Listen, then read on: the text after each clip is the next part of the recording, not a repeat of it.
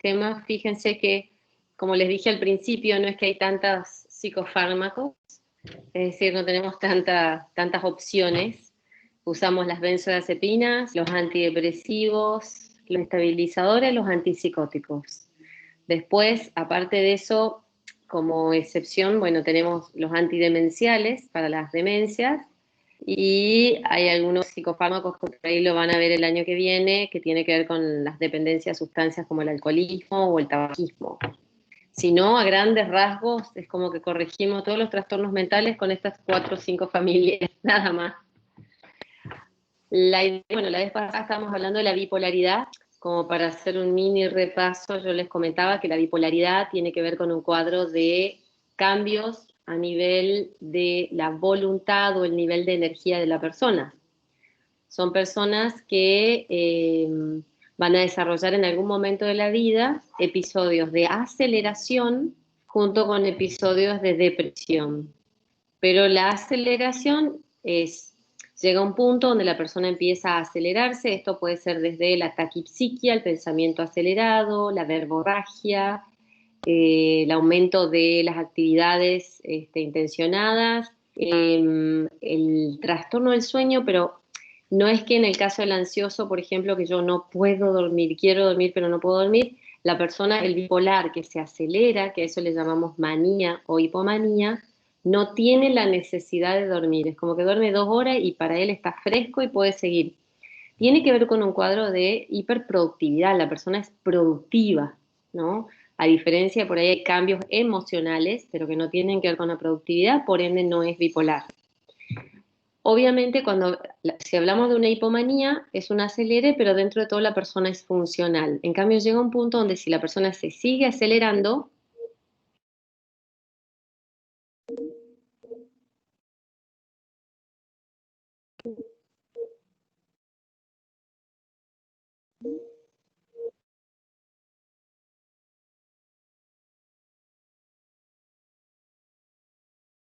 Prof,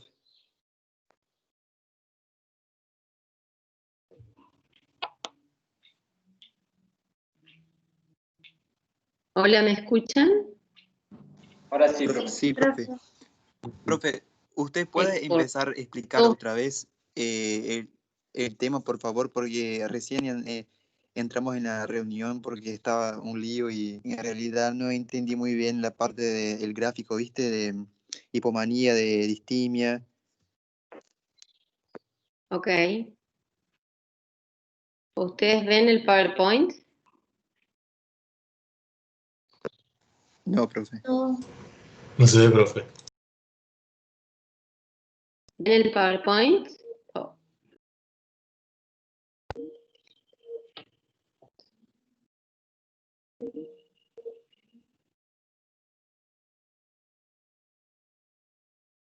No, hay un pequeño problemita con internet.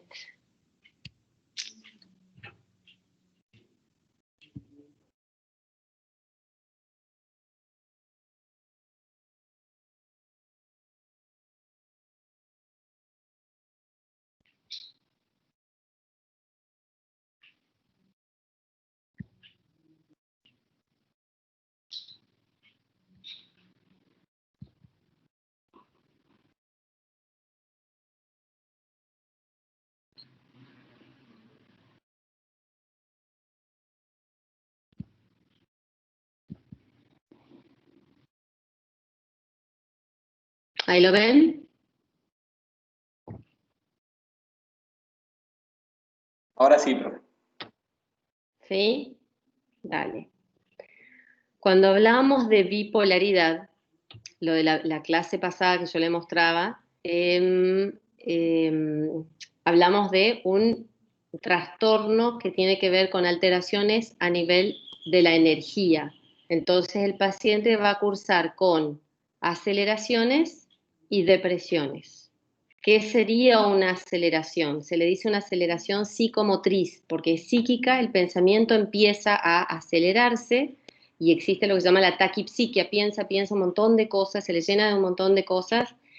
Esto obviamente lo vuelca la palabra, entonces la persona está verborrágica, aumenta sus actividades disminuye la necesidad de dormir, duerme 2 o 3 horas y eso es suficiente. Entonces tenemos una aceleración un poco acelerado, que sería la hipomanía, que tiene como todos los mismos criterios de la manía, pero la persona es funcional. Imagínense, son esas personas que duermen 6 horas, ¿no? 6 horas o 5. Me ha pasado de conocer, qué sé yo, un señor de 50 años, dueño de múltiples empresas, y que toda su vida durmió 5 o 6 horas. Y es dueño de múltiples empresas, ¿no? Es jefe, director, gerente, tiene familia, todo, pero eso es un funcionamiento hipomaníaco, porque duerme poco y ha podido lograr un montón de cosas, ¿no? Generalmente cuando vemos eso es un bipolar. O otras personas que por ahí pueden decirte que, bueno, que estudian y tienen 2 trabajos y no se cansan. Esa sería la diferencia, ¿no? Una persona normal se cansaría durmiendo 5 horas con un funcionamiento, qué sé yo, de trabajo, de estudio, de 12 horas por día o más, ¿no? Por eso generalmente un bipolar llega a mucho porque le da la capacidad. Obviamente estamos hablando, hay bipolares y bipolares, ¿no? Por eso hay bipolares que pueden ser funcionales y hay bipolares que no. Entonces, hay clasificaciones, esto lo van a ver el año que viene, ¿no? Pero entonces, cuando hablamos de hipomanía, es un aceleramiento que es funcional. Entonces, son estas personas que nunca se deprimieron, que nunca se desregularon, digamos, el cuerpo les acompañó en ese funcionamiento. Está espectacular ser así, ¿no? El tema es que a eso se le dice bipolar tipo 2, porque puede hacer hipomanías y depresiones. El bipolar tipo 1 es el que hace manías. Manía es cuando ya el aceleramiento llega a un punto tal, el pensamiento acelerado ya se desajusta y empiezan a haber ideas delirantes. Generalmente las ideas delirantes tienen que ver con ideas delirantes megalómanas. Me imagino, si ustedes escuchan ideas delirantes, se imaginan un psicótico, un esquizofrénico. Pero hay diferencia, tipo el esquizofrénico, generalmente las ideas delirantes son de persecución, son negativas, ¿no? Alguien los quiere matar, son bizarras también, tipo son los ovnis o es el presidente de Estados Unidos, ¿viste? Son siempre bizarras. En cambio, la idea delirante del bipolar maníaco siempre es megalómano, o es Dios, es el enviado de Dios y son místicos, o tiene poderes, o puedo volar y se quiere tirar de un 5.º piso. Obviamente, un maníaco corre riesgo para sí, corre riesgo de vida para sí o para otros, no de malo, sino de enfermo, podríamos ser, ¿no? De incoherente, como le explicaba la vez pasada, que había un paciente que soltó el volante porque creía que Dios lo manejaba y se hizo torta. Entonces, ese tipo de ideas delirantes suelen tener los maníacos, ¿no? Obviamente, el que mucho sube, mucho cae. Entonces, ese es el riesgo de la bipolaridad, que hagan después de una manía, va a ser una depresión. Es como que gastan todos sus neurotransmisores y después el cerebro tiene que volver a fabricarlo. Entonces, puede llevarle semanas, meses o un año, puede estar depresivo. Solo que la depresión es distinta, no es la depresión endógena que hablábamos la vez pasada de usar un antidepresivo. El depresivo bipolar a veces no hay melancolía, no hay una angustia, no hay tristeza. Es una pérdida de fuerza. Volvemos a hablar de pérdida de fuerza, pérdida de energía. La persona no se puede levantar de la cama, duerme, hay hipersomnia. Fíjense que cuando hablamos de la depresión endógena hay insomnio, no puedo dormir, quiero dormir y no puedo dormir. La depresión bipolar, hipersomnia, duerme todo el día, me quiero levantar y no puedo levantarme. Entonces, la hipótesis monoaminérgica de la bipolaridad no es la falta de serotonina, no necesita serotonina, no está desregulado su serotonina, si sube y si baja. Hay una desregulación de los receptores GABAérgico, glutamatérgico, noradrenérgico y dopaminérgico. Entonces ahí vamos a ver todo el esquema de psicofármacos que necesitamos. Ahí es donde nosotros necesitamos usar estabilizadores, ¿sí? Porque lo que tenemos que hacer es evitar que suba y evitar que baje. Igual no es tan fácil, porque si estamos hablando de un bipolar que está en un episodio maníaco, obviamente necesitamos un estabilizador, pero vamos a necesitar un montón de otros fármacos para que lo bajen. Y una vez que lo bajó, tenemos que usar fármacos que lo estabilicen y que mantenga esa estabilidad. Pero si cae, tenemos que después usar otro tipo de fármacos que lo levante hasta que esté estable, y el desafío en bipolar es mantener la estabilidad. Eso es la bipolaridad. ¿Se entiende? Sí, profe. ¿Sí? Ok. Esto es un bipolar. Dentro de los psicofármacos, la clasificación tenemos. El litio es el principal estabilizador que hay. Es el principal estabilizador para la bipolaridad. Después tenemos anticonvulsivantes con eficacia demostrada, que es el ácido valproico, la carbamazepina y la lamotrigina. Después tenemos anticonvulsivantes con eficacia dudosa, que es la oxcarbazepina, topiramato, pregabalina o gabapentina, riluzol. Después, ¿qué usamos? Lo que les dije, cuando están tanto maníacos o depresivos, se asocia a antipsicóticos atípicos, como último recurso, benzodiazepinas, modafinilo.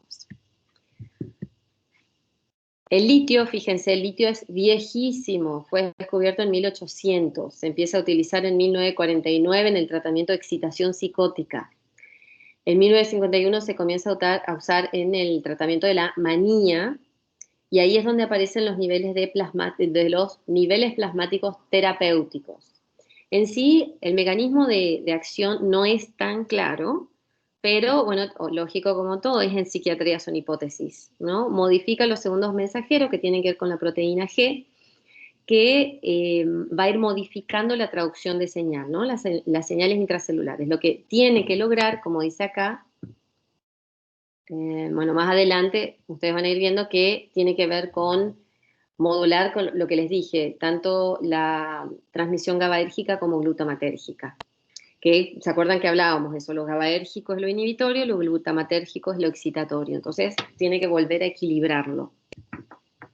Ahora, algo que quiero que les quede muy claro con respecto al litio. Alguna vez van a escuchar, seguramente, si no escucharon ya, que si hay alguien que está pasando un mal momento o con un cuadro depresivo, dicen, bueno, seguramente tenés que medirte el litio. Lo he escuchado de colegas médicos, lamentablemente de algunos colegas psiquiatras también, que eso es mala, o sea, es no tener información simplemente, ¿no? El litio, nosotros tenemos un litio endógeno, no se sabe muy bien para qué funciona, pero cuando nosotros medimos litio, lo que se mide, cuando decimos litemia, medimos el litio exógeno, no el endógeno, ¿no? Entonces, si yo no tomo litio, ¿cómo me va a dar el valor de litio? Cero, lógico, ¿no? Porque no tomo litio. Entonces, a veces aparecen estos médicos que por ahí no saben y dicen, bueno, si tal vez estás depre, entonces medite el litio. El litio como te da cero, entonces te dan litio de tratamiento. De última, mal no te viene, en el sentido de por ahí le pegás si sos un bipolar, pero no es la idea. El tema del litio es que puede ser tóxico, nefrotóxico principalmente. Entonces se evalúan siempre los rangos terapéuticos. Y es más, cuando vos pedís litemia, vieron que cuando pedimos un hemograma, dice, te da tu valor y al lado dice valor normal entre tanto y tanto, ¿no? Cuando nosotros pedimos litemia, te va a decir rango terapéutico, no valor normal, porque no estamos midiendo el valor normal que nosotros tenemos de litio, está midiendo el rango terapéutico, porque el rango terapéutico, que ahí vamos a ir viendo, es más o menos entre 0,3 y 1,2. Y lo que te tiene que dar normal es 0,708. Ese es el valor normal que te tiene que dar. El tema es que a diferencia de las benzodiazepinas o un antidepresivo donde, ¿se acuerdan las benzodiazepinas? Vos tomás, a la media hora tenés el efecto, si es sedativo o no, si estás medio dopado, te pasaste, si no te hizo efecto, aumenta la dosis. En el caso del antidepresivo, tenemos 4 a 8 semanas para ver si hay efecto. Pero en el litio, más allá que hay efecto o no hay efecto, tenemos que medirlo. Porque si no puede ser súper tóxico, nefrotóxico, o termina con una intoxicación con litio en terapia intensiva, o no hay efecto, vos no vas a poder medirlo. La forma de medirlo es con análisis de litio, ¿no? Se pide litemia. Pero les aclaro, esto es solo si alguien está en tratamiento por litio. Y las indicaciones fundamentales y por qué está aprobado por la FDA es por los trastornos bipolares de primera línea y en la ideación o pensamiento o intento suicidio. El litio es lo único que está indicado para la ideación suicida. Entonces, los mecanismos van a actuar a nivel de estructura cerebral, la modulación de neurotransmisores, como decíamos, y los cambios intracelulares. Bueno, la administración es oral, se hace un pico plasmático más o menos entre 30 minutos y 2 horas. El comienzo de acción es lento, se da más o menos en 7 o 14 días. De igual manera, cuando nosotros, por ejemplo, tenemos una ideación autolítica, usamos dosis altas para frenar rápidamente la ideación autolítica, obviamente haciendo los rangos terapéuticos, vamos midiendo en sangre cómo está, ¿no? Pero a veces en una bipolaridad podemos ir de menor a mayor. ¿Qué es fundamental saber del litio? Que la excreción es casi puramente renal, entonces es fundamental que un paciente no esté deshidratado, porque si no, si está deshidratado va a aumentar el litio en sangre, por ende puede llegar a ser tóxico. Entonces el paciente tiene que sí o sí tomar líquido, tampoco exageradamente porque se va a lavar. Entonces es una complicación cuando es un abuelo, que generalmente se deshidratan rápidamente, ¿no? Entonces, con lo que les decía, si disminuye la anatremia, aumenta la reabsorción del litio y hay un riesgo de toxicidad. ¿Se acuerdan que en algún momento yo les decía que los antidepresivos eran neuroprotectores? Que cuando nosotros estábamos deprimidos o con un trastorno de ansiedad, a nivel de las neuronas del hipocampo, que ahí ustedes pueden ver dónde está la región del hipocampo, que es bien ahí, este es un hipocampo que está normal. En Alzheimer van a ver que se ve negro, lo negro es aire, ¿no? Cuando hay Alzheimer es como que se ve la mitad negra y la mitad está la sustancia gris, como vemos acá que son los ventrículos, o acá al costado que eso es aire, ¿no? Esto sería un hipocampo normal. Entonces, esto sería en el Alzheimer, donde ya hay un trastorno de atrofia. Pero cuando empieza, o los cuadros de depresión o los trastornos de ansiedad crónicas, lo que va haciendo es van acortando las neuronas, como que se va acortando los pelitos, las interconexiones neuronales, que esto está generado por el cortisol de manera crónica. ¿Qué se sabe? ¿Se acuerdan que yo les decía que puede recuperar ese neurotransmisor, que puede recuperar el funcionamiento neuronal a nivel del hipocampo? Tenía que ver con 3 cosas: la actividad física, los antidepresivos y estabilizadores como el litio. Por ende, el litio es neuroprotector, ¿sí? Permite el crecimiento neuronal. A nivel de lo que decíamos que modula la neurotransmisión, lo que yo les decía, inhibe, por ende aumenta lo que tiene que ver con la dopamina, el glutamato, y estimula los receptores GABA, generando el equilibrio neuronal, ¿no? Que es lo que necesitamos en una bipolaridad. Bueno, va a modular los sistemas de señalización celular también cuando estos están alterados. Esto tiene que ver con el funcionamiento, tiene que ver tanto con las conexiones como con el crecimiento neuronal. El tema del litio es todo un tema con respecto a los efectos adversos o las interacciones, ¿no? De igual manera, creo que debe ser uno de los fármacos que más largo debe ser los efectos adversos que están en el prospecto. Así todo, es de primera línea en los trastornos bipolar y hay personas que usan esto de por vida y desde la adolescencia, porque en realidad los episodios maníacos y los episodios psicóticos, como les dije, creo que les había dicho, aparecen entre los 15 y 25 años. Ahí aparece, gracias a la marimba, la marihuana o los que porrean, los psiquiatras cada vez más tenemos más trabajito, gracias a que han aumentado todos los que son brotes psicóticos y brotes maníacos que vemos a nivel del mundo. Hay muchas investigaciones en Estados Unidos, en Uruguay están aumentando las investigaciones porque como se legalizó, y lo que se ha visto es, no disminuyó el consumo por legalizarse, disminuyó la venta, ¿cómo sería? Por delincuentes, porque ahora se puede comprar en farmacias o las personas que venden marihuana, pero aumentó la cantidad de psicóticos y bipolares por los brotes maníacos que hay. El tema, ¿por qué te puede agarrar? No tiene que ver con la cantidad de consumo ni nada. Tengo pacientes que por fumarse 3 porritos nomás ya se brotaron y otros por porrear por un año. O sea, no tiene que ver con la cantidad, sí tiene que ver con la vulnerabilidad genética. Si te tocó, digamos, y eso lo dispara. Eso es lo que puede pasar. Pero bueno, íbamos a que desde cuándo toman litio. Pueden empezar entre los 15 y 25 años cuando se dan sus primeros episodios. Y si la persona ha hecho una manía, no, es distinto un bipolar tipo 2, que decíamos hipomanía, y en realidad el bipolar tipo 2, porque el hipomaníaco no hay que tratarlo, a ver si funciona. Duerme poco, pero funciona. No se descarrila el pensamiento ni nada. No hay que tratarlo. pero generalmente el Bipo 2 no hace tantas hipomanías, pero más bien hacen depresiones, depresiones recidivantes, ¿no? Entonces, el tema que no es una depresión típica, no funciona con antidepresivos, va a funcionar con estabilizadores. Si la persona ha hecho, si es un bipolar tipo 1 que hace manías, sí la medicación es de por vida. Por ahí la explicación que le doy a estos pacientes es como la diabetes. Una vez que tenés el diagnóstico de diabetes, no puedes volver atrás. No es, bueno, a partir de ahora como lechuga. O sea, por más que comas lechuga, tu páncreas se rompió. Lo mismo sucede acá. El sistema nervioso se rompe cuando hay adicción, por ejemplo. Sos adicto toda la vida porque ya no podés volver al autocontrol. No existe más eso. Entonces son enfermedades que se tratan, no se curan. Los efectos adversos, entonces, puede pasar desde algo súper leve como náuseas, vómitos.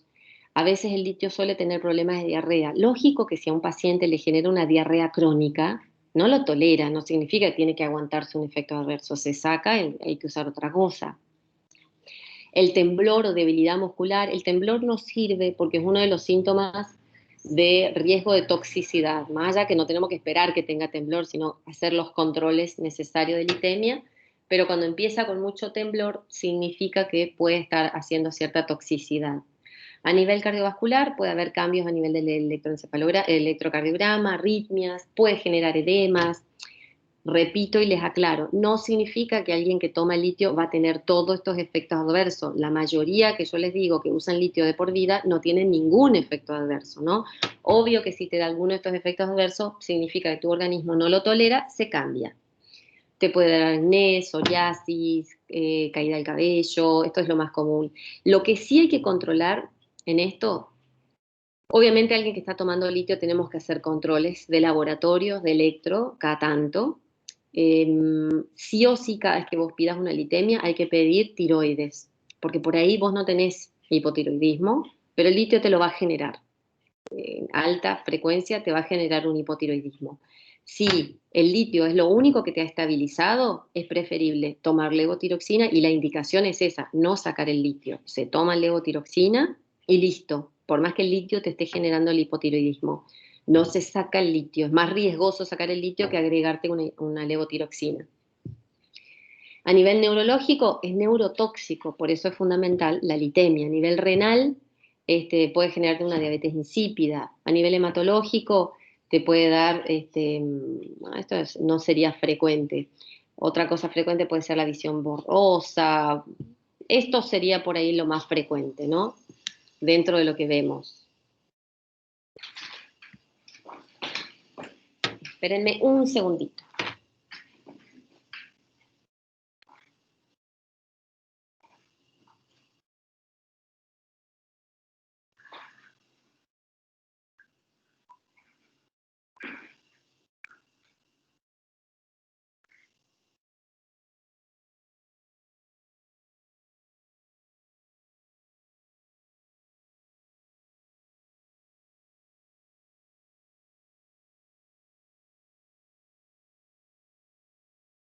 Bueno, seguimos. Entonces, dentro de los dosajes tenemos las litemias eficaces, ¿no? Ahí, como dicen, en el caso de la manía, a veces hay que subir a 1 más o menos, más de 1.2 ya puede ser muy tóxico, y si no es 0.8, 0.7, 0.8 sería la litemia más recomendable. ¿Qué puede pasar? Las intoxicaciones, fíjense, podemos tener una intoxicación leve, moderada o grave. En el caso de que es leve, puede ir desde una disartria, como les decía, el temblor, la ataxia, inquietud, eso, dolor abdominal, eso puede ser. Obviamente esto siempre hay que avisarle al paciente para que tenga este autocontrol. Si es moderada, ya puede haber delirium. El delirium son cuadros de confusiones agudas que pueden generarle alucinaciones, cuadros de excitación psicomotriz también. Puede haber vómitos, desmayos como un síncope y grave, coma, convulsión y muerte. O sea, es súper peligroso.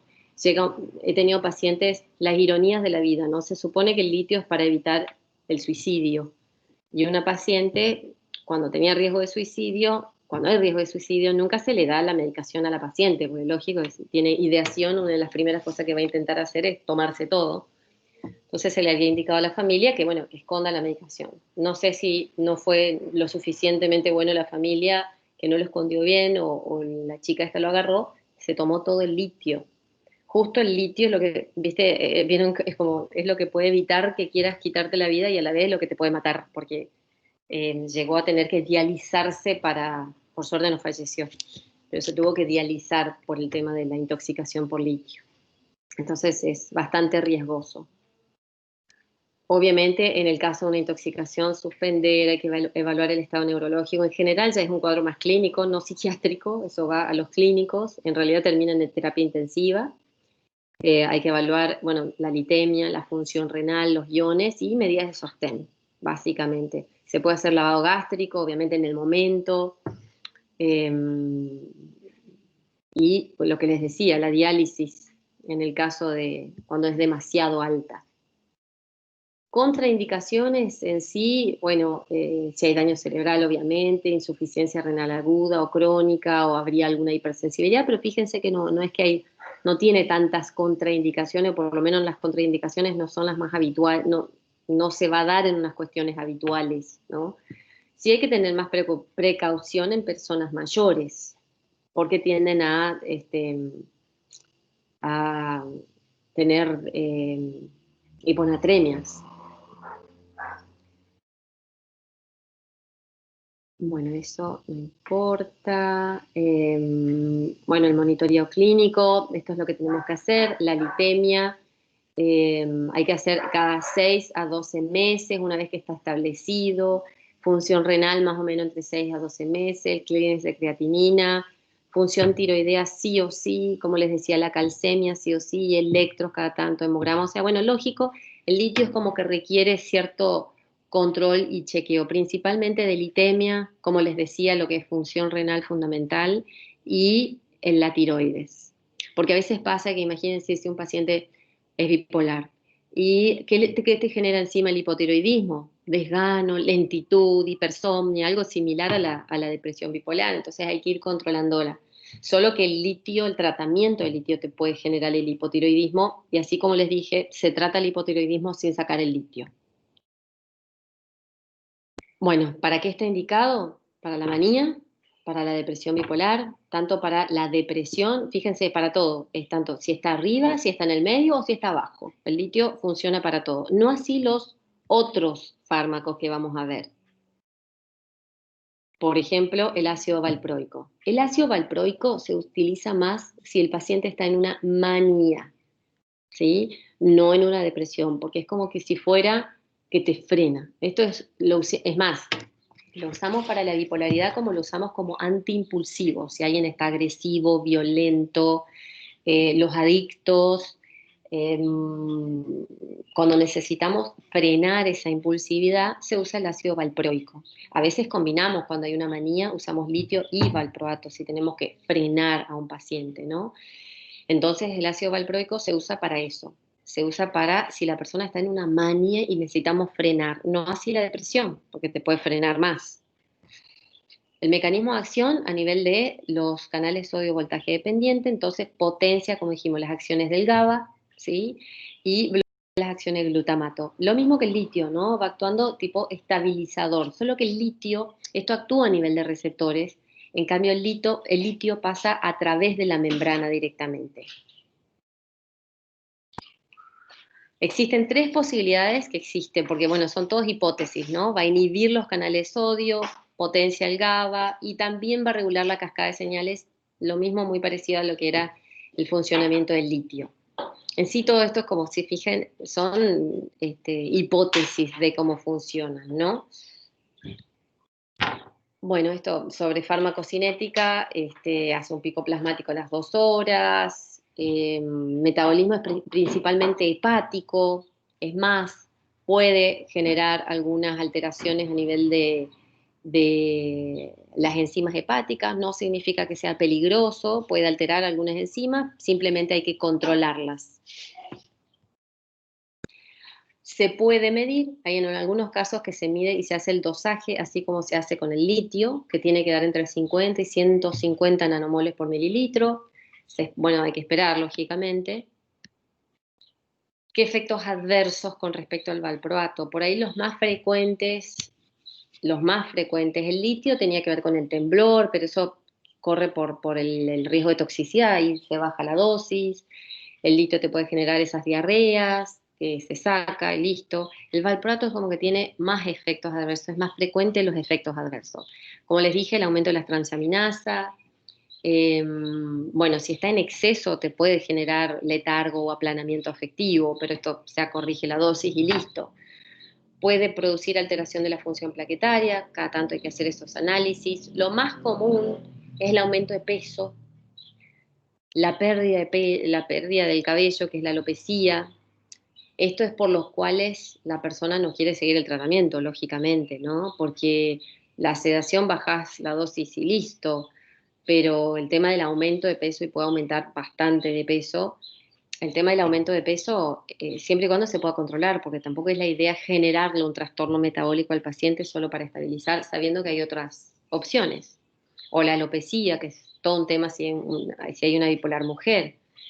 En el caso de lo dermatológico puede generar rash o puede llegar a un cuadro de Steven Johnson. Y la granulocitosis. Puede generar la granulocitosis, hay que tener en cuenta eso. Obviamente en caso de intoxicación puede ser fatal, puede darte todos los efectos sedativos, sedación, mareo, hipotensión, taquicardia, bradicardia, temblor, apnea. En el caso de una intoxicación por valproato, pero bueno, es eficaz en el tema de las manías, como dijimos, los síntomas mixtos. ¿Qué son los síntomas mixtos? Síntomas mixtos es como, a ver, las mujeres por ahí me pueden llegar a entender mejor, porque es un cuadro de irritabilidad con disforia. ¿Qué es la disforia? La disforia es la tristeza, pero estás irritable, ¿no? Como la disforia premenstrual, que es como querés matar a alguien y después te vas a largar a llorar. La mezcla entre enojo, pero angustia. Entonces el cuadro mixto es eso, es una persona que está irritable, pero angustiada. Esto es un síntoma mixto que se da, la bipolar hay cuadros mixtos, o sea, no necesariamente va a estar eufórico, sino puede estar disfórico. El ciclador rápido es muy poco frecuente, es cuando la persona puede pasar de la manía a la depresión en un solo día. Es raro, puede pasar, pero es raro. Bueno, obviamente en el caso de la manía, como les dijimos, puede funcionar. En el caso de una depresión o mantenimiento, la eficacia es menor porque en realidad, como les dije, les aplasta más. Si justo es una depresión sin energía y el valproato frena los impulsos, te aplasta más. Con respecto a la carbamazepina, también es para tratar, como decía ahí, ¿no? Manía desde arriba. En realidad en la práctica no se usa, no vamos a comparar el uso tanto de la eficacia del valproato o del litio, entonces casi no se usa. Tiene los mismos efectos en sí del valproato, no es sedante, puede generar toxicidad fetal igual que el valproato está contraindicadísimo, es más, hay muchos psiquiatras o muchos estudios que hablan, si es una mujer que está en periodo fértil, nunca dar el valproato porque hay alto riesgo teratogénico, no así tanto con el litio, pero sí con el valproato, y lo mismo sucede con la carbamazepina. El tema de la carbamazepina, y también por qué no se usa mucho, porque es un inductor enzimático. ¿Se acuerdan que hablábamos de la fluoxetina, que era un inhibidor enzimático? Y si yo inhibo el metabolismo, ¿qué pasaba con los otros fármacos? Aumentaba. En cambio, en este caso, si es un inductor enzimático, todos los otros fármacos bajan en la efectividad. Entonces, ¿qué pasa si hay una chica que está tomando anticonceptivos y toma carbamazepina? ¿Qué va a pasar con el anticonceptivo? Si es un inductor enzimático, lo metaboliza mucho más rápido, entonces pierde eficacia, ¿se entiende? Pierde eficacia. Entonces todos los fármacos que vos uses con carbamazepina tenés que duplicar las dosis para que sea eficaz. Mucho problema, por eso no se usa. Se usan los otros, pero bueno, se podría usar, ¿no? Entonces, fíjese, disminuye los niveles plasmáticos de todo, haloperidol, clozapina, los antipsicóticos, corticoides, estimulantes, de todo. Tenés que duplicar las dosis para que sea efectiva, a diferencia del otro, ¿no? Puede producir una intoxicación aguda, lógico, lo mismo que los otros. coma, temblor, mioclonía, lo mismo. ¿Por qué lo usarías? Por una intolerancia al litio, manía secundaria a otra enfermedad neurológica, pero de igual manera, como les dije, tenemos otras opciones, ¿no? La lamotrigina es muy interesante. Vieron que nosotros hablamos del litio. El litio es como que el mejor estabilizador, porque evita que subas y que bajes. Valproato y carbamazepina evita que subas, o sea, baja. La lamotrigina es un estabilizador que levanta. Entonces estaría indicado para la depresión bipolar. Se puede combinar también, ¿no?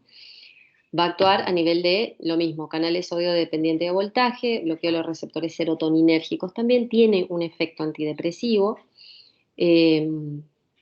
Bueno, lo mismo, inhibe la liberación del glutamato, aspartato, o sea, disminuye la excitabilidad del sistema nervioso, lo mismo que todos los estabilizadores, ¿no? Tiene actividad GABAérgica también y aumenta las concentraciones de serotonina y dopamina, por eso tiene un efecto antidepresivo. Muchas veces, cuando es una depresión endógena, no bipolar, ¿no? Depresión endógena o unipolar, y vos estás usando antidepresivos y tal vez una depresión resistente o recidivante, se puede asociar la motrigina, está indicado que se podría asociar la motrigina para mejorar la efectividad. La absorción es rápida, tiene un pico plasmático a unas 5 horas, el metabolismo es principalmente hepático, entonces hay que controlarlo a nivel de laboratorio y evaluar el hígado, el funcionamiento hepático. ¿Qué efectos adversos? El efecto adverso más riesgoso, no más frecuente, el más riesgoso por el cual tenemos que avisarle sí o sí al paciente esto, tiene que ver con los dermatológicos. Tiene un riesgo de generar Stevens-Johnson o un exantema, ¿no? Entonces hay que avisarle al paciente. Por eso, en el caso de la lamotrigina, las dosis terapéuticas para estos cuadros se usan de 200 miligramos. Pero sí o sí hay que empezar con 25 miligramos. Se empieza con 25 una semana, 50 miligramos una semana o 10 días, 75, 100, 150 y llegar a 200. Recién ahí. ¿Para qué? Para evitar justamente esta reacción, ¿no? La reacción dermatológica, que es como una reacción alérgica. Lógico que si alguna vez algún paciente ha tenido un intento de generar un Stevens-Johnson, no lo tolera, es alérgico y nunca más puede volver a esto.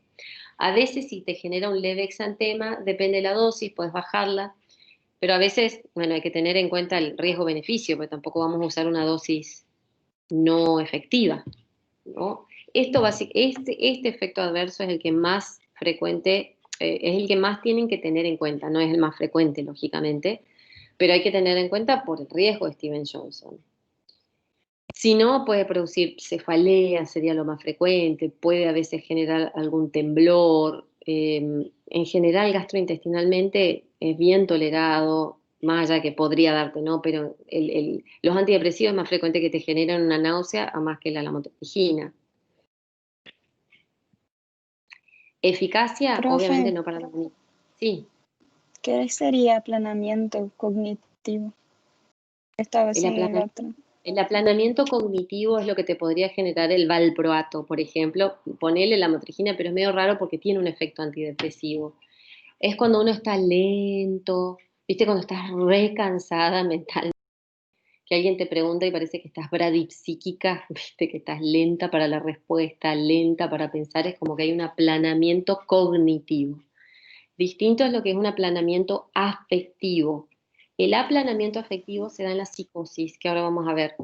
Es cuando el paciente, viste, está así, aplanado. Entonces vos le decís, bueno, ¿y estás feliz? Sí. O si estás triste, no. ¿Estás enojado? No. Como que hubiera, viste, la cara, la faz de jugador de póker. Hay un aplanamiento afectivo. Es como, le da lo mismo todo, pero no de malo ni nada.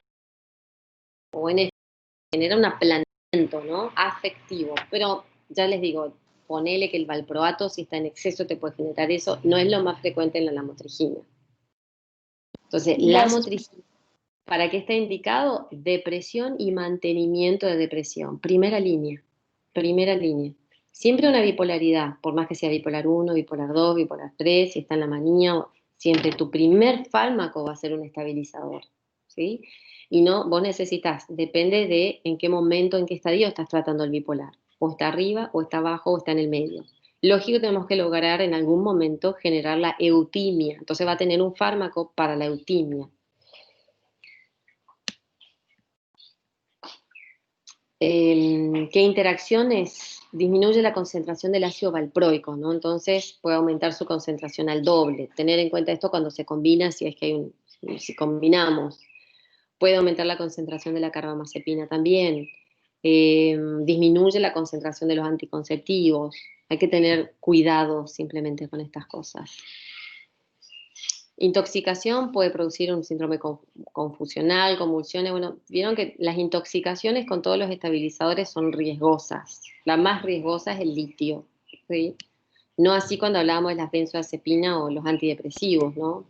Podría, pero realmente con los estabilizadores son riesgosos. Esto es lo que les decía, cómo vamos a ir subiendo, ¿no? Primera y segunda semana 25, después 50, 100, hasta que lleguemos a 200. Obviamente se puede combinar con otros fármacos. En general, en la bipolaridad siempre hay combinaciones. Cuando hablamos de la gabapentina y la pregabalina, en la práctica no se usa para la bipolaridad para nada. La pregabalina está aprobada por la FDA para fibromialgia, que es un trastorno de dolor crónico, para las neuropatías, y está aprobado también para el trastorno de ansiedad generalizada, porque no son adictivos, están relacionados al GABA, ¿no? Pero funcionan casi de la misma manera que todos los estabilizadores, estimulando la liberación GABAérgica. Como dice, ¿no? Dolor, bueno, esto es lo que les dije. Tratamiento del insomnio también puede ser. Esto es donde funciona, sirve como les dijimos, ansiedad, dolor. Se asocia también para las convulsiones, generalmente no como tratamiento en monoterapia, pero sí coadyuvante, no como estabilizador del ánimo, habiendo otras opciones, ¿no? ¿Qué efectos adversos son los más frecuentes? Te puede generar sedación, somnolencia, vértigo, ataxia. Todo también, el aumento de peso es un tema con la pregabalina. Todo también depende de la dosis. Como le digo a los pacientes, la dosis tiene que ser efectiva sin traerte efectos adversos. Donde hay un efecto adverso se cambia. No es que tengo que aguantar el efecto adverso. El topiramato. El topiramato en la práctica como estabilizador para la bipolaridad no funciona. Sí como un antiimpulsivo. A lo que les decía, por ejemplo, el GABA, la pregabalina no está ahí, pero lo usamos para las dependencias a benzodiazepinas, por ejemplo. ¿Se acuerdan cuando hablábamos de alcoholismo, que actúa sobre los receptores GABA? El receptor GABA tenía un sitio de unión al alcohol, a los barbitúricos, a las benzodiazepinas, como al receptor, como al GABA, ¿no? Al neurotransmisor GABA. Entonces, ¿se acuerdan que decíamos si el paciente le sacamos el alcohol o quiere hacer un tratamiento por el alcoholismo, tenemos que estabilizar ese receptor GABA, porque si no, aumentaban todos los glutamatérgicos, ¿no? Y la forma que hacíamos eso era usando el lorazepam, por ejemplo, porque tenía un solo paso hepático, o sea, una benzodiazepina que actúa sobre el mismo receptor. Pero si tenemos un paciente que es adicto y dependiente a las benzodiazepinas, ¿qué podemos usar? No es tan fácil como el alcohol, no es tan recomendable suspenderlo abruptamente, porque estamos hablando de personas que consumen 30, 40 comprimidos de, qué sé yo, clonazepam de 2 miligramos o Zolpidem de 10, ¿no? Hay pacientes que pues es fácil, puede llegar a la adicción a esto. Entonces sí se recomienda un descenso paulatino, internado por supuesto, porque el riesgo son las convulsiones, igual que una abstinencia alcohólica. Entonces, ¿con qué lo vas combinando? Porque no es que si es adicto al clonazepam, no es que le voy a dar el lorazepam, ¿no? La idea es que no use más benzodiazepinas, entonces se usan los GABAérgicos como la pregabalina o la gabapentina en las adicciones. El topiramato también hoy por hoy se está usando como antiimpulsivo y se está usando para las dependencias, a cocaína, marihuana, porque hay mucho tiene que ver con una impulsividad, consumen desde una impulsividad más allá que quieren dejar pero no pueden. Entonces se puede usar el topiramato. El topiramato también se usa para otros cuadros clínicos neurológicos. ¿Se acuerdan de qué? ¿Para qué se usa el topiramato? ¿No saben? Para las migrañas, igual que la amitriptilina. Migrañas, amitriptilina para la prevención de migrañas. Amitriptilina, topiramato. A veces lo usamos también en psiquiatría para ayudar a bajar de peso. cuando hay una obesidad que es reactiva a un trastorno de ansiedad y a conductas impulsivas, ¿no? Si es una cosa así, se combina fluoxetina y topiramato, que los dos tienen un efecto adverso de que te quita la ansiedad por comer. La combinación es muy buena para reducir la ansiedad bajando de peso. Bueno, esto es lo que decías, para bajar de peso, el insomnio, la ansiedad, la epilepsia, profilaxia y migraña, también para el dolor neuropático o el temblor esencial. Pero no para la bipolaridad, ¿vieron? Es un estabilizador que no es para la bipolaridad. Efectos adversos, los más comunes pueden ser los sedativos, el enlentecimiento o trastorno cognitivo que recién hablábamos, ¿no? Mareos puede ser, o parestesia en los miembros. Igual, si esto aparece, hay que reducir la dosis y listo. Bueno, como decíamos, esto no se usa para la bipolaridad, tiene otras utilidades. Bueno, después podemos usar, como dijimos, ¿no? Los antipsicóticos, que ahora vamos a hablar sobre los antipsicóticos, pero bueno, no quiero que entren en eso, se van a confundir. Más me interesa que sepan sobre los estabilizadores para la bipolaridad y los otros, qué indicaciones principalmente tienen, ¿no? Con estos detalles. Y ahora, esto es todo sobre estabilizadores. ¿Alguna pregunta?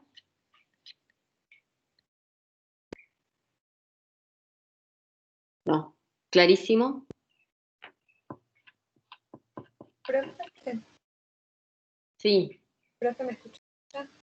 ¿Sí? Las personas que tienen insuficiencia renal y no pueden consumir litio, por ejemplo, ¿qué se les da?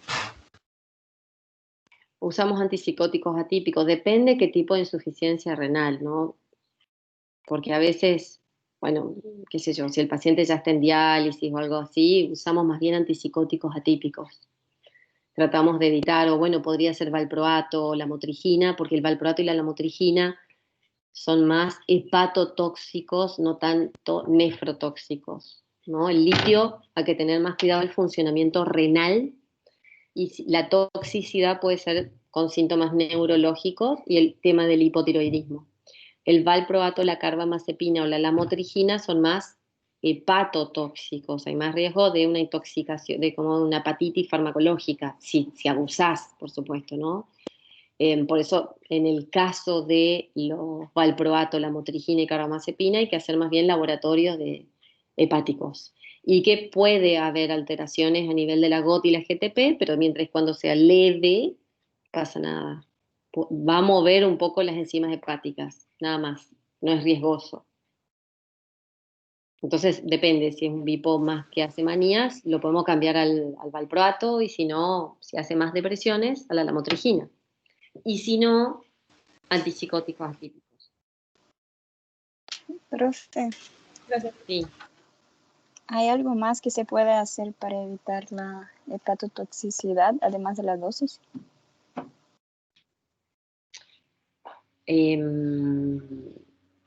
O sea, ¿por qué sería evitar? No tendría por qué agarrarte ninguna hepatotoxicidad usando estos fármacos. No tendría que haberlo. Por eso, siempre que empezamos un tratamiento, los tratamientos, como cualquier fármaco, requieren su control tanto de laboratorio, de estudios complementarios, como controles médicos, ¿no? Entonces, ni hablar un bipolar, imagínense que o está depresivo con idea suicida o está maníaco, bueno, si está maníaco está internado, entonces donde siempre lo seguimos, pero no es lo más habitual que haga hepatotoxicidad, para nada. Las raras veces que he visto eso es porque han intentado un intento de suicidio y abusaron de alguno de estos fármacos y les generó una toxicidad. Que nada, ustedes saben cómo se corrige esto: saca el fármaco, cierta dieta, igual que un alcohólico. Cuando tiene una esteatosis moderada, ¿hay algún tratamiento para el hígado? No, saca el tóxico y se limpia solo. Lo mismo pasaría en estos casos, cuando hubo algún fármaco que generó alguna intoxicación hepática, saca el fármaco y que se limpie. No pasa más por ahí, pasa eso nomás, pero no es lo más habitual.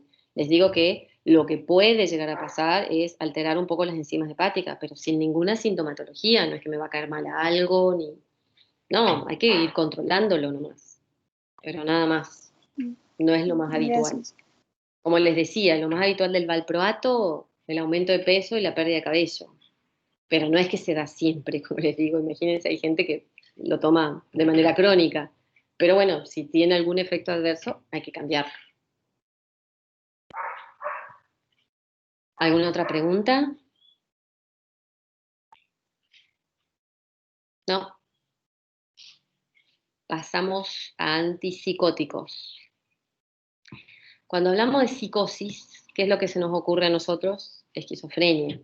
Igual si hablamos de psicosis, que lo vamos a ver más el año que viene, tenemos un grupo de trastornos. Tenemos la esquizofrenia, tenemos el trastorno delirante, tenemos el episodio psicótico breve, el esquizofreniforme, Foliu-Diu, que es un trastorno psicótico compartido, es cuando hay dos personas que no es que se arman, ¿no? Porque no es algo voluntario, pero donde tienen una idea delirante compartido, los dos comparten el mismo delirio y se lo creen.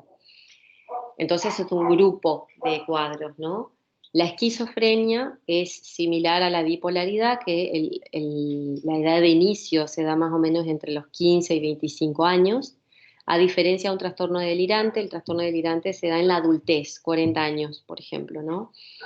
La diferencia también es que la idea delirante de un esquizofrénico va a ser bizarra, como les decía, siempre es alguien quiere robarme la idea, qué sé yo, vampiros, fantasmas, ovnis, es muy habitual, presidentes, me ha pasado.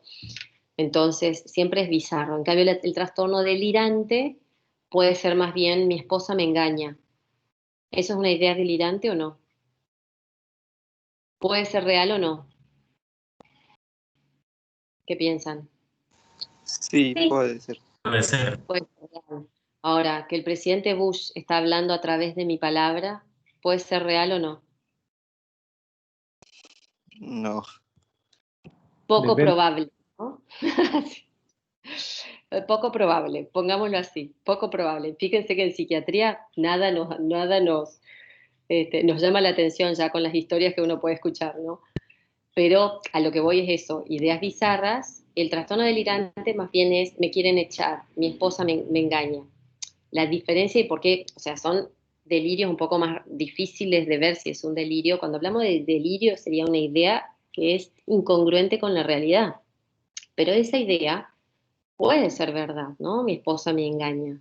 Pero había un caso, le estoy diciendo un caso real, porque decía, bueno, ¿y cómo sabes? ¿Cómo interpretas? ¿Lo encontraste? ¿La encontraste? ¿No? ¿Cómo sabes que tu esposa te engaña? Entonces decía, lo que pasa es que cada vez que vuelve del trabajo se va a bañar.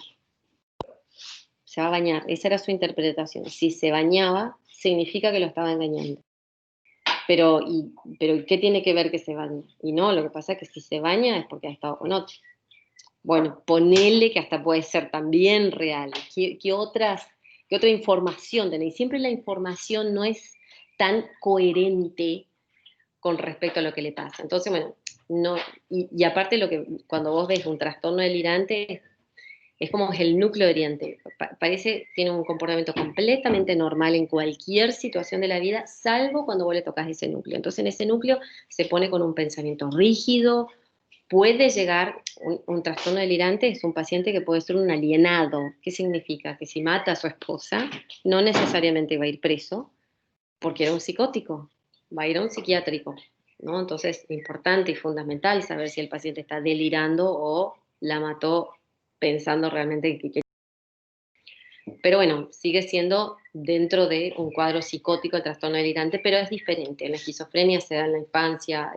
Bueno, sí, se puede dar en la infancia, pero es más evidente la desorganización de los síntomas, porque empieza con idea. El trastorno delirante más común de la esquizofrenia es la idea delirante tipo paranoide, ¿no? Me quieren lastimar, me envenenan la comida, entonces dejo de comer, alguien me está queriendo hacer daño, entonces cierro todas las puertas, no salgo. Tienen la mirada paranoica, la mirada de temor, ¿no? De miedo que alguien los quiera hacer daño. Nunca un esquizofrénico es malo. En realidad puede reaccionar de manera violenta, pero es por la interpretación que está haciendo de los hechos, que es equivocada, ¿no? Su juicio está alterado. Por eso también es un alienado. Hay y existen homicidios, pero de pacientes, es más, no hace mucho, creo que hace 2 semanas, Un policía fue asesinado por un esquizofrénico, lo mató a cuchillazos, pero era un paciente esquizofrénico. Están buscando el psiquiatra, creo, no sé qué habrá pasado con eso.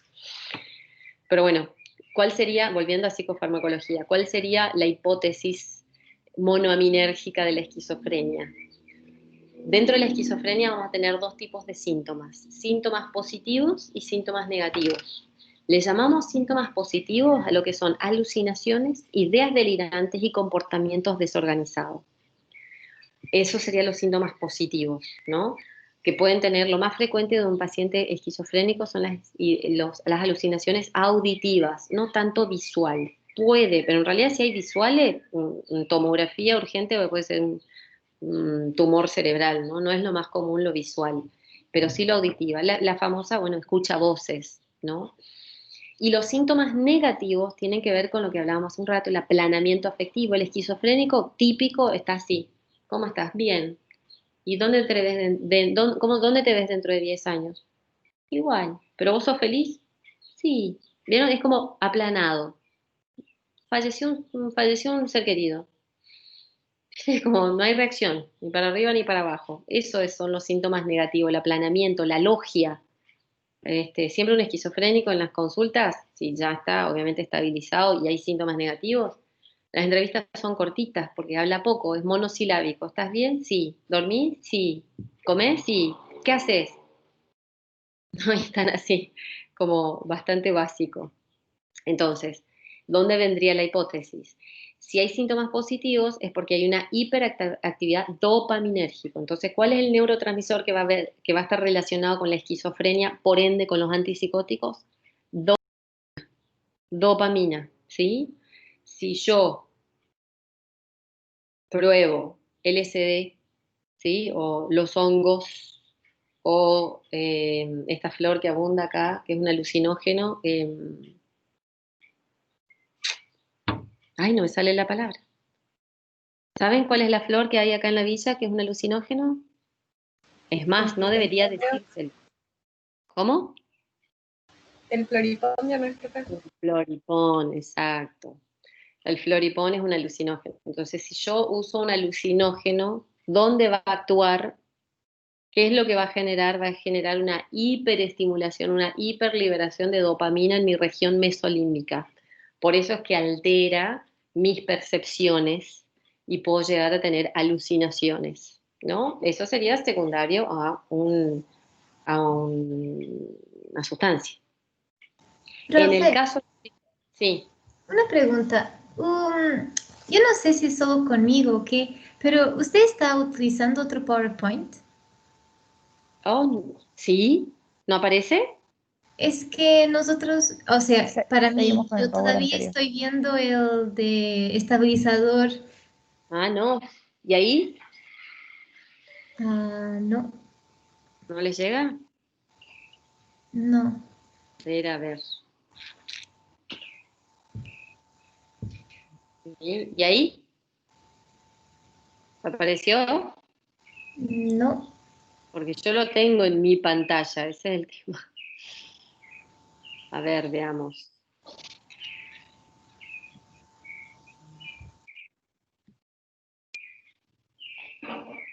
¿Ahí? Sí, profe, gracias. Ah, bueno, gracias por avisarme eso.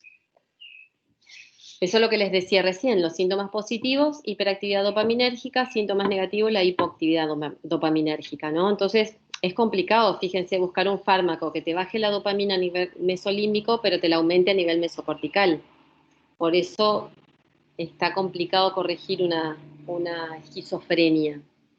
Para que ustedes tengan más o menos una idea, y les va a servir para entender a los antipsicóticos, el tema son los antipsicóticos, igual que los antidepresivos que hablábamos, ¿no? Nosotros queremos especificidad, que regule solo las vías que tienen que ver con la depresión en el caso de los antidepresivos, pero no regula solo eso, regula y toca todas las vías. Entonces, por eso los efectos adversos de, por ejemplo, las alteraciones sexuales o el aumento del apetito, porque tocaban vías serotoninérgicas que no tenían que ver con el ánimo. Se sigue buscando especificidad. Lo mismo pasa con los antipsicóticos, lo que queremos es eso, que baje a nivel mesolímbico, pero lo aumente a nivel mesocortical. Entonces tenemos 4 vías dopaminérgicas. Por ejemplo, tenemos la mesolímbica, que va desde el área tegmental ventral, que acá lo deberían ver, el área tegmental ventral, y que es el núcleo, es un núcleo donde hay mayormente receptores y neurotransmisores dopaminérgicos, y que va hacia la región de la corteza, perdón, del núcleo accumbens, ¿sí? Que todo esto es en la región mesolímbica. Acá, acá. La nigroestriatal, o bueno, la mesocortical, lo mismo, área tegmental a corteza prefrontal, ¿no? Síntoma, lo que vemos en los síntomas negativos. Pero también tenemos que saber que las otras vías, porque va a tocar sin querer, los antipsicóticos, es la nigroestriatal, que va de la sustancia nigra hacia los ganglios basales. Por eso vamos a ver que los antipsicóticos, ¿vieron? Tal vez en las películas, no sé, en un psiquiátrico si han visto, esos pacientes psicóticos crónicos que caminan, parece parkinsonianos, torcidos, agachados, torcidos así, o con temblores. Eso no es por la enfermedad en sí, salvo que tenga una enfermedad asociada, esos son por los antipsicóticos, que les da síntomas extrapiramidales, se le dice, que son síntomas motores. Porque yo quiero regular las otras áreas, pero te bloquea todas las dopaminas. Lo mismo la vía tuberoinfundibular, por ejemplo, que va desde el hipotálamo a la glándula pituitaria. Controla la secreción de la prolactina. ¿Se acuerdan que la prolactina no es estimulada para liberar, es inhibida?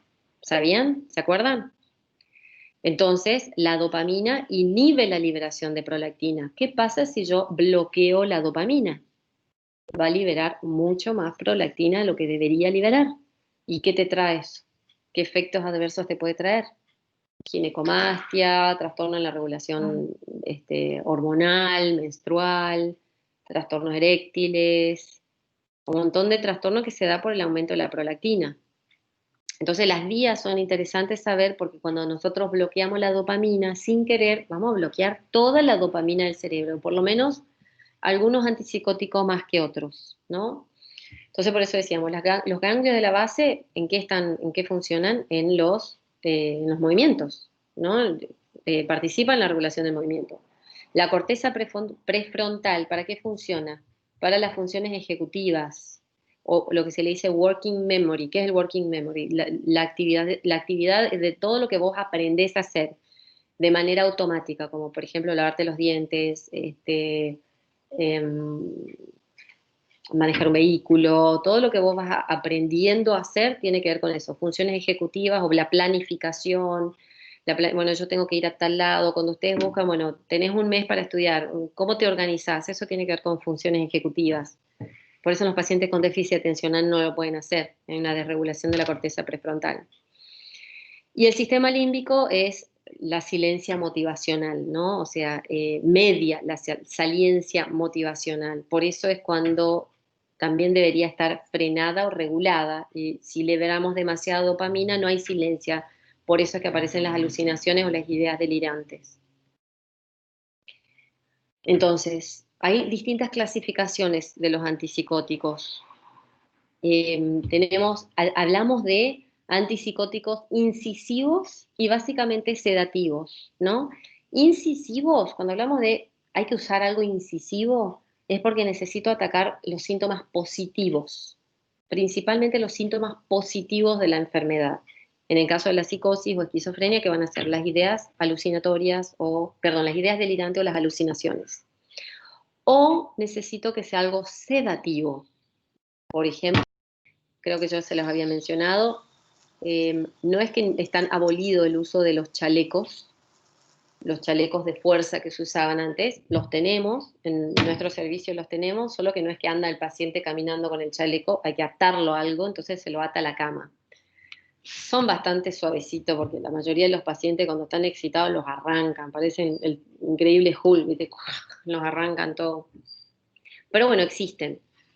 Pero, ¿qué fue más efectivo a lo largo de los años? El chaleco farmacológico. Entonces, si hay un paciente que está con un cuadro de excitación psicomotriz, no importa la causa, si es un psicópata o un psicótico o un violento, un maníaco, pero nosotros lo que tenemos que hacer es sedarlo porque la persona es evidente que corre riesgo para sí y para otro y la ley nos ampara a que nosotros podemos tratarlo al paciente en contra de su voluntad. No quiere quedarse, se va a tener que quedar. tanto las ideas o los intentos de suicidios, si la persona corre riesgo para sí o para otros, es mi obligación actuar por encima de la voluntad del paciente, porque ha pasado, y lamentablemente ha pasado en la Argentina, que si esa persona sale y sin querer se mató o mató a otro, o queriendo, el juicio va a venir a mí, porque yo fui la negligente, porque el paciente era un paciente mental. Entonces, en ese momento, no importa si quiere, si no quiere, si le gusta, si no le gusta, vos lo tenés que sostener de alguna manera y sedarlo. Entonces, necesitamos ahí psicofármacos incisivos y sedativos, ¿no? Porque a veces lo incisivo tarda, entonces lo tenemos que sedar. Imagínense un cuadro de excitación psicomotriz de un maníaco o de un esquizofrénico, nunca piensen en benzodiazepinas. O sea, a veces lo usamos como para decir, bueno, agregarle algo más, pero no les hace nada. Estamos hablando de antipsicóticos fuertes, que es lo que regula su pensamiento desregulado, ¿no? Otra clasificación es cuando hablamos de la potencia bloqueante 2, o sea, bloqueante D2, o sea, dopaminérgica, ¿no? Alta potencia, o sea, lo que va a bloquear, y si tiene alta potencia, bloquear receptores D2 significa que va a actuar sobre todas las vías dopaminérgicas, ¿no? Uno claro es el haloperidol que hablábamos recién ahí también, ¿no? De lo que era incisivo. ¿Cuál es el más incisivo? Uno de los más incisivos es el haloperidol. Uno de los más sedativos, que no tiene efecto antipsicótico incisivo, o sea, no le va a bajar la alucinación, pero lo va a dormir, es la levomepromacina, por ejemplo. Lógico que podemos combinar, entonces lo sedamos y se le van las alucinaciones. En el caso de la potencia, el haloperidol tiene alta potencia, por ende es uno de los antipsicóticos que más efectos adversos genera, ¿no? Tanto a nivel motriz, porque actúa sobre los receptores tuberoinfundibulares y los motores tuberoinfundibulares de la prolactina. Y baja potencia, la levomepromacina, por ejemplo, porque es más sedativa, es más potente sobre los receptores histaminérgicos o muscarínicos que dopaminérgicos. ¿Se acuerdan? Tricíclicos que actuaban sobre estos receptores también y provocaban sedación. Lo mismo sucede con estos antipsicóticos. Tenemos, de acuerdo a la aparición, la primera generación, el haloperidol, no es haloperidola, es haloperidol, y los de segunda generación, que son los que más usamos, también llamados atípicos, ¿no? Como va a decir acá, los típicos y los atípicos. Si hablamos de antipsicóticos típicos, es porque van a actuar más sobre los síntomas positivos, pero son de alta potencia, por ende tienen en general muchos efectos adversos, extrapiramidales y de prolactinemia. Y los atípicos son los que tienen tanto eficacia de los positivos, pero con baja incidencia en efectos adversos. Por ende, ¿qué es lo que más usamos? Los atípicos, ¿no? Porque tienen menos efectos adversos. Por ejemplo, bueno, el 65% del bloqueo de receptores D2 es lo que nos va a dar la respuesta terapéutica, ¿no? Que es a nivel de la vía mesolímbica. Pero si hay efectos de hiperprolactinemia es porque actúa sobre el 72%, que no es la idea, o 78% en el caso de los síndromes extrapiramidales. Bueno, los de alta potencia van a, lógico, lo que hablábamos ahora. ¿Qué es lo que va a pasar? Los efectos extrapiramidales. ¿Cuáles son los síntomas extrapiramidales? Tenemos las distonías, las disquinesias, el parkinsonismo, la caticia, síndrome neuroléptico-manía maligno y las disquinesias tardías, ¿no? Como la caticia o las distonías tardías. Aumento de la prolactina, embotamiento afectivo y cognitivo. Dentro de los extrapiramidales, de los síntomas extrapiramidales, no recuerdo si están, las distonías tienen que ver con las contracturas, con unas contracturas agudas. Una vez pasó una chica que tuvo un intento autolítico y no sé si para bien o para mal para ella, había un frasco de haloperidol. El haloperidol que es típico, incisivo, ¿no? De alta potencia, y le generó una distonía aguda. ¿Qué significa? Se torció toda, así los brazos, el cuello, y tenía reacciones oculógiras, se le dice que también sucede, Eso es cuando te intoxicaste con un antipsicótico, ¿no? El tema es que ella no era psicótica, porque si vos sos psicótico y usás un antipsicótico, te estabiliza, no te da efectos adversos. Ahora, vos no sos psicótico y usás un antipsicótico y vas a tener efectos adversos. Entonces, los ojos se le iban para atrás. Ella trataba de controlar los ojos, pero los ojos se le iban para atrás.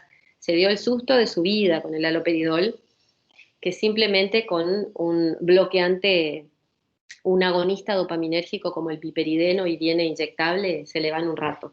Así que no es riesgoso una distonía, pero puede darte un buen susto. Eso en el caso de ella porque se tomó todo el frasco.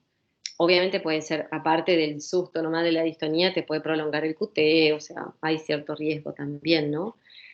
Pero a veces pueden ser unas leves distonías, que se te tuerce un poco el cuello, o tenés la sensación de lenguadura.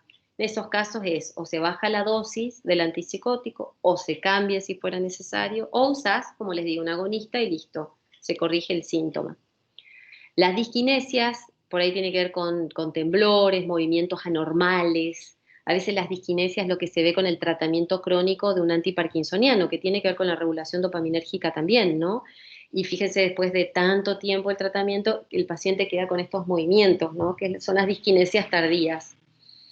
El parkinsonismo, que es un temblor, ¿no? Como un Parkinson, la marcha rápida, cortita, es un parkinsonismo porque le generamos un parkinsonismo con el fármaco.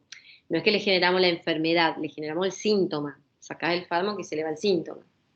La acaticia es la imposibilidad de que el paciente deje las piernas quietas. Es una sensación de ansiedad, pero tiene que ver con la inquietud de lo que hace el paciente es, te está hablando y yo no me puedo quedar quieto, y entonces está así. Y lo vemos en los psiquiátricos, ¿no? Es como que está con las piernitas así, todo el tiempo, no puede quedarse quieto. Algunos fármacos te generan eso, obviamente es muy incómodo y hay que sacar el fármaco o bajar la dosis. El síndrome neuroléptico maligno es similar al síndrome serotoninérgico, ¿no? Es un cuadro que es mortal. En mi caso lo viví una sola vez, un pobre paciente, pobre digo yo porque era 20 años, era en un psiquiátrico en otra región, era en otra ciudad, que era bien el estilo de antes, psiquiátrico feo, ¿no? Donde había un paciente que estaba súper excitado, era 20 y pico años, pero era una mole gigante y estaba bien brotado, estaba violento, él veía demonios, entonces reaccionaba en contra, y lo había traído la policía. Lo trajo la policía y ahí yo observaba nomás, pero ahí entre enfermeros, que son todos karatecas en general en los psiquiátricos, lo agarraron entre varios y lo inyectaron, ¿no? Así, sobre la pierna, donde encontraban, sobre el jean, lo inyectaron. Fue gracioso, medio gracioso, porque los policías cuando lo dejan se van, se estaban yendo caminando, ¿no? Hacia su camioneta. Y por ahí se zafa el paciente y le sale corriendo a los policías, y cuando los policías ven esto, ¿viste? Se reasustan, se meten adentro de la camioneta y este señor se le sube arriba de la camioneta, así, ¡ah! El susto que se habrán agarrado esos pobres policías, pero bueno, volvió los enfermeros, lo agarraron, lo llenaron de fármacos, de antipsicóticos y lo pusieron en una pieza de contención. ¿Qué es pieza de contención? En esa región lo mismo sucede por acá, me imagino, ¿no? No es como en las películas yankee, que son esas piezas así, todo con colchón en las paredes. No, pieza de contención, una piecita así, la puerta de chapa con una lucecita así, cuadradita, un colchón tirado en el piso y un hueco para tus necesidades. Eso era la sala de contención. Lo dejaron ahí con toda esa medicación que le habían puesto, no le controlaron presión arterial, ni temperatura, ni nada, no se hidratación, se sedó el paciente, ¿no? Lógico. Y al otro día empieza a ser un síndrome neuroléptico maligno, que es un síndrome como la fiebre maligna, ¿no? Es un cuadro clínico que no se le puede bajar la fiebre, y falleció el paciente. Hasta que lo agarraron, se dieron cuenta que estaba con ese cuadro, lo llevaron a un hospital, 20 y pico de años. Re mal. Dentro de los típicos, pero de baja potencia, que el ejemplo era la levomepromacina, ¿sí? Que era sedativa, pero no incisiva, que actúas por bloqueo alfa, bloqueo muscarínico y histaminérgico, igual que los tricíclicos. Por eso es bueno que se acuerden, porque es lo mismo. ¿Qué efectos va a tener? Alfa 1, hipotensión ortostática, mareos, por bloqueo muscarínico, la constipación, confusión, visión borrosa, por bloqueo histaminérgico, la sedación, el aumento de peso, la confusión. Lo que más nos interesa en estos casos, en el caso de la levomepromacina, es la sedación. Entonces, por ejemplo, un adicto no puede dormir. ¿Qué vamos a usar? ¿Una benzo? No, son adictivas. No hay que usar benzoazepinas en un adicto.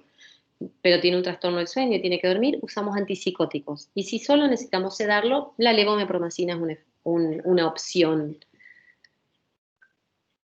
Por ejemplo, acá tenemos dentro de los típicos, ¿no? Dentro de los típicos tenemos la clorpromacina, la levomepromacina, la tioridacina, el loperidol. Estos fármacos es lo que más se ven en hospitales, por ejemplo, ¿no? Y fíjense, muy interesante para que ustedes vean y se entienda. El bloqueo de 2. ¿Quién tiene más alta potencia de bloquear receptores de 2? Por ende, van a ser incisivos. Van a quitar los síntomas positivos de la psicosis que esté teniendo. El haloperidol, fundamentalmente el haloperidol, ¿no? ¿El haloperidol es sedativo o no? Fíjense que apenas bloquea los receptores histaminérgicos muscarínicos. Entonces, el haloperidol van a ver que, por ejemplo, en clínica médica, cuando tenemos esos pacientes que están con esos cuadros de delirium por infecciones, los abuelos, por ejemplo, cuando tienen infecciones urinarias o neumonías, a veces no hacen fiebre, pero hacen cuadros de delirium, alucinaciones visuales o auditivas y confusión y desorientación. Es un abuelo, obviamente hay que preguntar, ¿es un paciente esquizofrénico, psiquiátrico? Y la mayoría te dicen no, de golpe empieza a alucinar y está desorganizado y confuso, pero si tiene una neumonía no hay que usar psicofármacos para sedarlo que puedan tener algún riesgo de producir algún dificultad respiratoria, como por ejemplo las benzoazepinas, porque son miorelajantes. Entonces en esos casos se puede usar el haloperidol, porque no es sedativo, no va a actuar a nivel de su sistema respiratorio y vamos a actuar sobre los síntomas que en ese momento tienen que ver con el cuadro de desorientación, confusión, y lo vamos a frenar en su comportamiento sin generar otro tipo de daño. Eso se ve muchísimo. En clínica, un abuelo excitado, haloperidol. Total, es transitorio también el uso, ¿no? Pero, por ejemplo, la levomepromacina o la clorpromacina son altamente más sedativas que incisivas. Entonces, a veces en los hospitales usaban el triple esquema o esquema quíntuple, ¿no? Y era todos en una jeringa y entonces matabas, viste, los dos pájaros de un tiro. Lo sedabas y bajaba los síntomas positivos.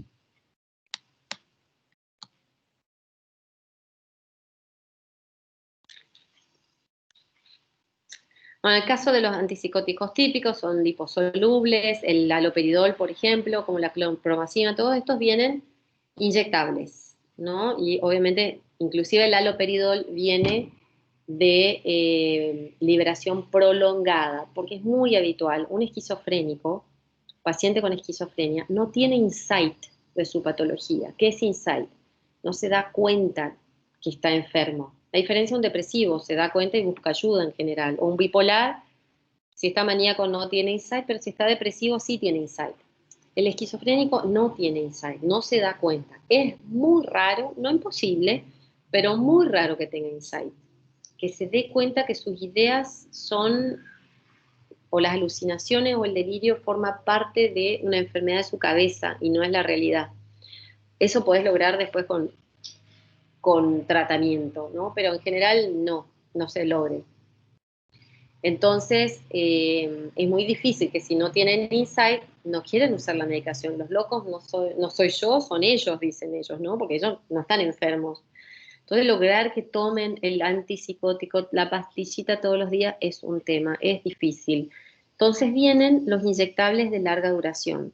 El haloperidol es uno de esos. Hoy hay nuevos, entonces a veces no se usa más el haloperidol. En la Argentina se reusa porque en los hospitales es lo único que hay. Y es bueno, no es malo. Tiene los efectos adversos nomás. Pero vos lo podés colocar cada 21 días. Cada 21 días, un inyectable. Lo que nosotros le decimos es la vacuna. La vacuna cada 21 días. Y con eso entonces vos te asegurás de que está el fármaco y que no se va a brotar. Si no, de la otra manera es más complejo. Bueno, con respecto a la farmacocinética, la metabolización es hepática, tiene una vida media de 20 a 40 horas, se puede usar en una sola toma, Bueno, eso es dentro de lo que ustedes tienen que saber. La excreción es principalmente por orina. Esto es lo que les decía, el tema del depósito, el haloperidol. Hoy por hoy está la paliperidona. La paliperidona es un fármaco que sería la versión mejorada de la risperidona, que es uno de los antipsicóticos atípicos. Inclusive viene en la versión de 21 días, 2 semanas o 3 meses. Imagínense que es el Trinza, viene cada 3 meses. Entonces cada 3 meses va la enfermera a su casa y le colocan la vacuna. Y con eso es suficiente para que el paciente entonces tenga un buen estilo de vida, el paciente y la familia. Buen estilo de vida sin los riesgos de los brotes psicóticos. Bueno, también está el decanoato de suclopentixol. Acá no está la paliperidona, bueno, porque no es típico, es un atípico. El suclopentixol es similar al haloperidol, es incisivo, es sedativo y se coloca por depósito también cada 21 días. Bueno, los efectos adversos, puede haber sedación, alteraciones cognitivas, embotamiento. Obviamente esto es dosis dependiente, ¿no? Si yo no tengo síntomas psicóticos y uso un antipsicótico atípico o típico, voy a tener los efectos adversos, porque lógico no tengo la psicosis. Si hay un paciente psicótico que usa un antipsicótico, lo estabiliza. No necesariamente va a aparecer los síntomas adversos, ¿no? Si nos pasamos de dosis, puede haber los síntomas adversos. Dentro de los síntomas, bueno, esto es lo que yo les decía hoy, los síntomas extrapiramidales pueden ser agudos, que eran las distonías, disquinesia, parkinsonismo, lo que yo les decía, la acaticia, ya hablamos, la sensación, la intranquilidad motora, no puede quedarse quieto, responde al propanolol, fíjense, a benzodiazepinas, el efecto parkinsonismo, ya lo dijimos, temblor, rigidez, la distonía aguda, que son los espasmos sostenidos, eso ya lo hablamos, disquinesia tardía, ya le habíamos hablado, tiene mal pronóstico la disquinesia tardía. El síndrome neuroléptico maligno, rigidez, hipertermia, hipertensión, todas alteraciones autonómicas, ¿no? Hay un aumento, hay una elevación de la CPK, así sabes, haces el análisis de la CPK y entonces con fiebre, listo, hiciste el diagnóstico síndrome neuroléptico maligno. Leucocitosis y te puede dar un síndrome, una insuficiencia renal. Tratamiento es clínico, Abauti, ¿no? Medios de sostén. Y podemos usar agonistas dopaminérgicos también, ¿no? Como la mantadina o dantrolene se puede usar. Es raro que pase, no debería pasar. Fíjense, se da entre como 0,02 a 2%, pero tiene una alta letalidad. Esto es para que les quede a ustedes el tema de los síntomas extrapiramidales, los conceptos, ¿no? Y la frecuencia con que esto aparece y las formas de tratamiento, que era lo que recién estábamos hablando.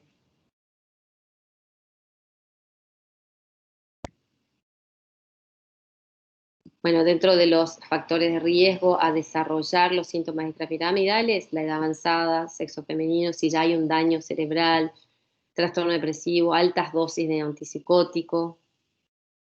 Hay que tener en cuenta el sistema cardiovascular, hay que saber que todos los antipsicóticos pueden prolongar el QT, puede haber un riesgo de disritmia, arritmia, fibrilación ventricular, taquicardia, hipotensión ortostática. Algunos más que otros que ahora vamos a ir viendo, ¿no? A nivel gastrointestinal te puede dar boca seca, náusea, no es lo más frecuente. Lo más frecuente es la sedación o los síntomas extrapiramidales, que serían todos estos motores o la prolactinemia. Eso sería como lo más habitual que pueda aparecer, ¿no? La elevación de la prolactina. A nivel ocular igual que las benzo, ¿no? Por el efecto sedativo, la visión borrosa, aumento de la presión intraocular, no es lo más común. Sí hay que tener en cuenta que baja el umbral convulsivo. Si hay alguien con epilepsia, hay que tener en cuenta. Bueno, generalmente igual, si tenemos un paciente esquizofrénico con un cuadro de excitación psicomotriz y queremos frenarlo, ¿qué decíamos hoy hace un rato, no? ¿Qué usábamos para frenar a alguien? Valproato. Entonces combinamos. Vos combinás un antipsicótico con valproato, lo frenás. Entonces, como el valproato es un estabilizador anticonvulsivante, por más que uses el antipsicótico, ya proteges que baje el umbral convulsivo.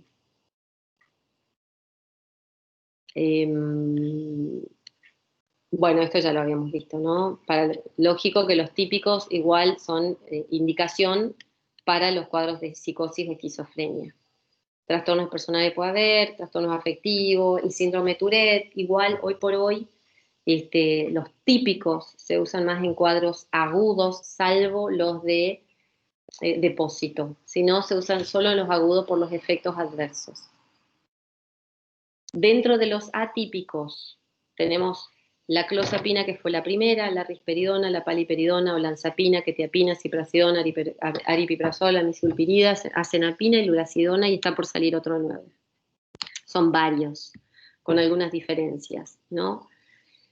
¿Cuál sería el beneficio del atípico? Habíamos dicho que sea atípico significa que va a actuar sobre los receptores dopaminérgicos, pero con menor efectos adversos. Tratan de ser como más específicos, ¿no?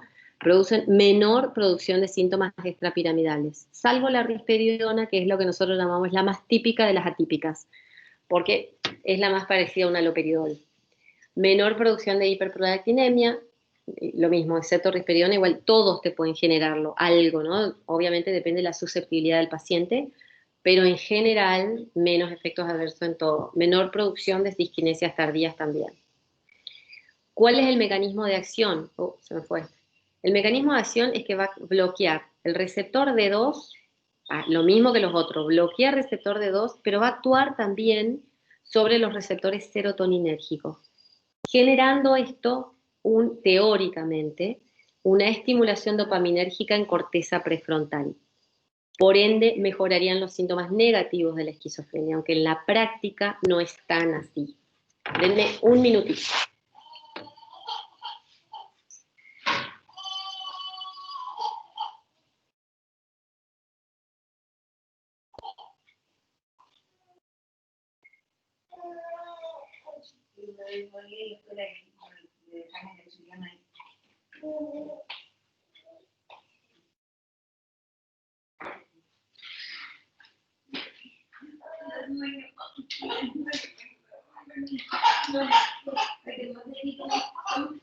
Bueno, entonces, al bloquear los receptores serotoninérgicos a nivel frontal, estimularía este receptor a nivel frontal por los síntomas negativos, ¿no?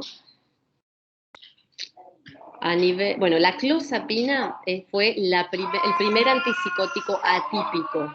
Fue como el cambio brutal de toda la sintomatología psicótica. Hasta el día de hoy se reusa, es muy específica, tiene algunos factores de riesgo nomás a tener en cuenta. Fíjense que se usa para la esquizofrenia resistente, o sea, no es de primera línea. Vas a usar y vas a probar todos los otros antipsicóticos, y cuando vos ves, bueno, no lo estabilizaste con ningún antipsicótico, por ende es una esquizofrenia resistente, usás la clozapina.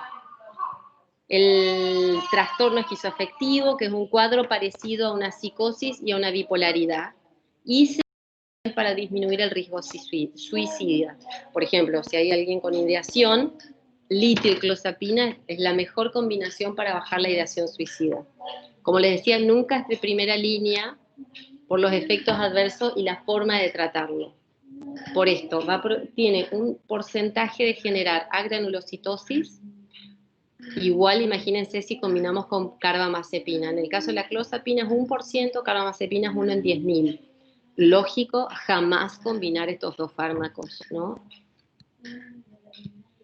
Entonces, sí o sí, si vamos a usar la clozapina, tenemos que hacer un seguimiento de hemograma con recuento de leucocitos y neutrófilos. Sí o sí, fíjense cómo es, antes de comenzar el tratamiento, un recuento semanal hasta la semana 18 del tratamiento y después mensual hasta, si es que se finaliza, y si no, para siempre. Siempre hay que controlar, porque no significa que si no hiciste una granulocitosis al principio del tratamiento, no lo hagas más adelante, puede pasar. Llegar a pasar una granulocitosis, no se puede retomar más la clozapina. Entonces, el recuento basal tiene que ser que los leucocitos más o menos de 3.500 neutrófilos, bueno, en el caso de esto no se va a administrar la clozapina, ¿no? Si llegara a dar estos valores, hay que ir haciendo un control de hemograma.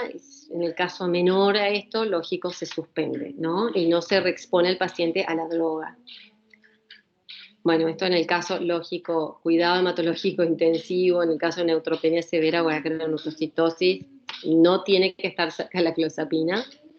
Puede generar convulsiones, como todos los dijimos, los antipsicóticos bajan el umbral convulsivo, obviamente es dosis dependiente, todos los efectos adversos en general son dosis dependientes, estamos hablando de mayor a 600 miligramos, que no es lo que se usa.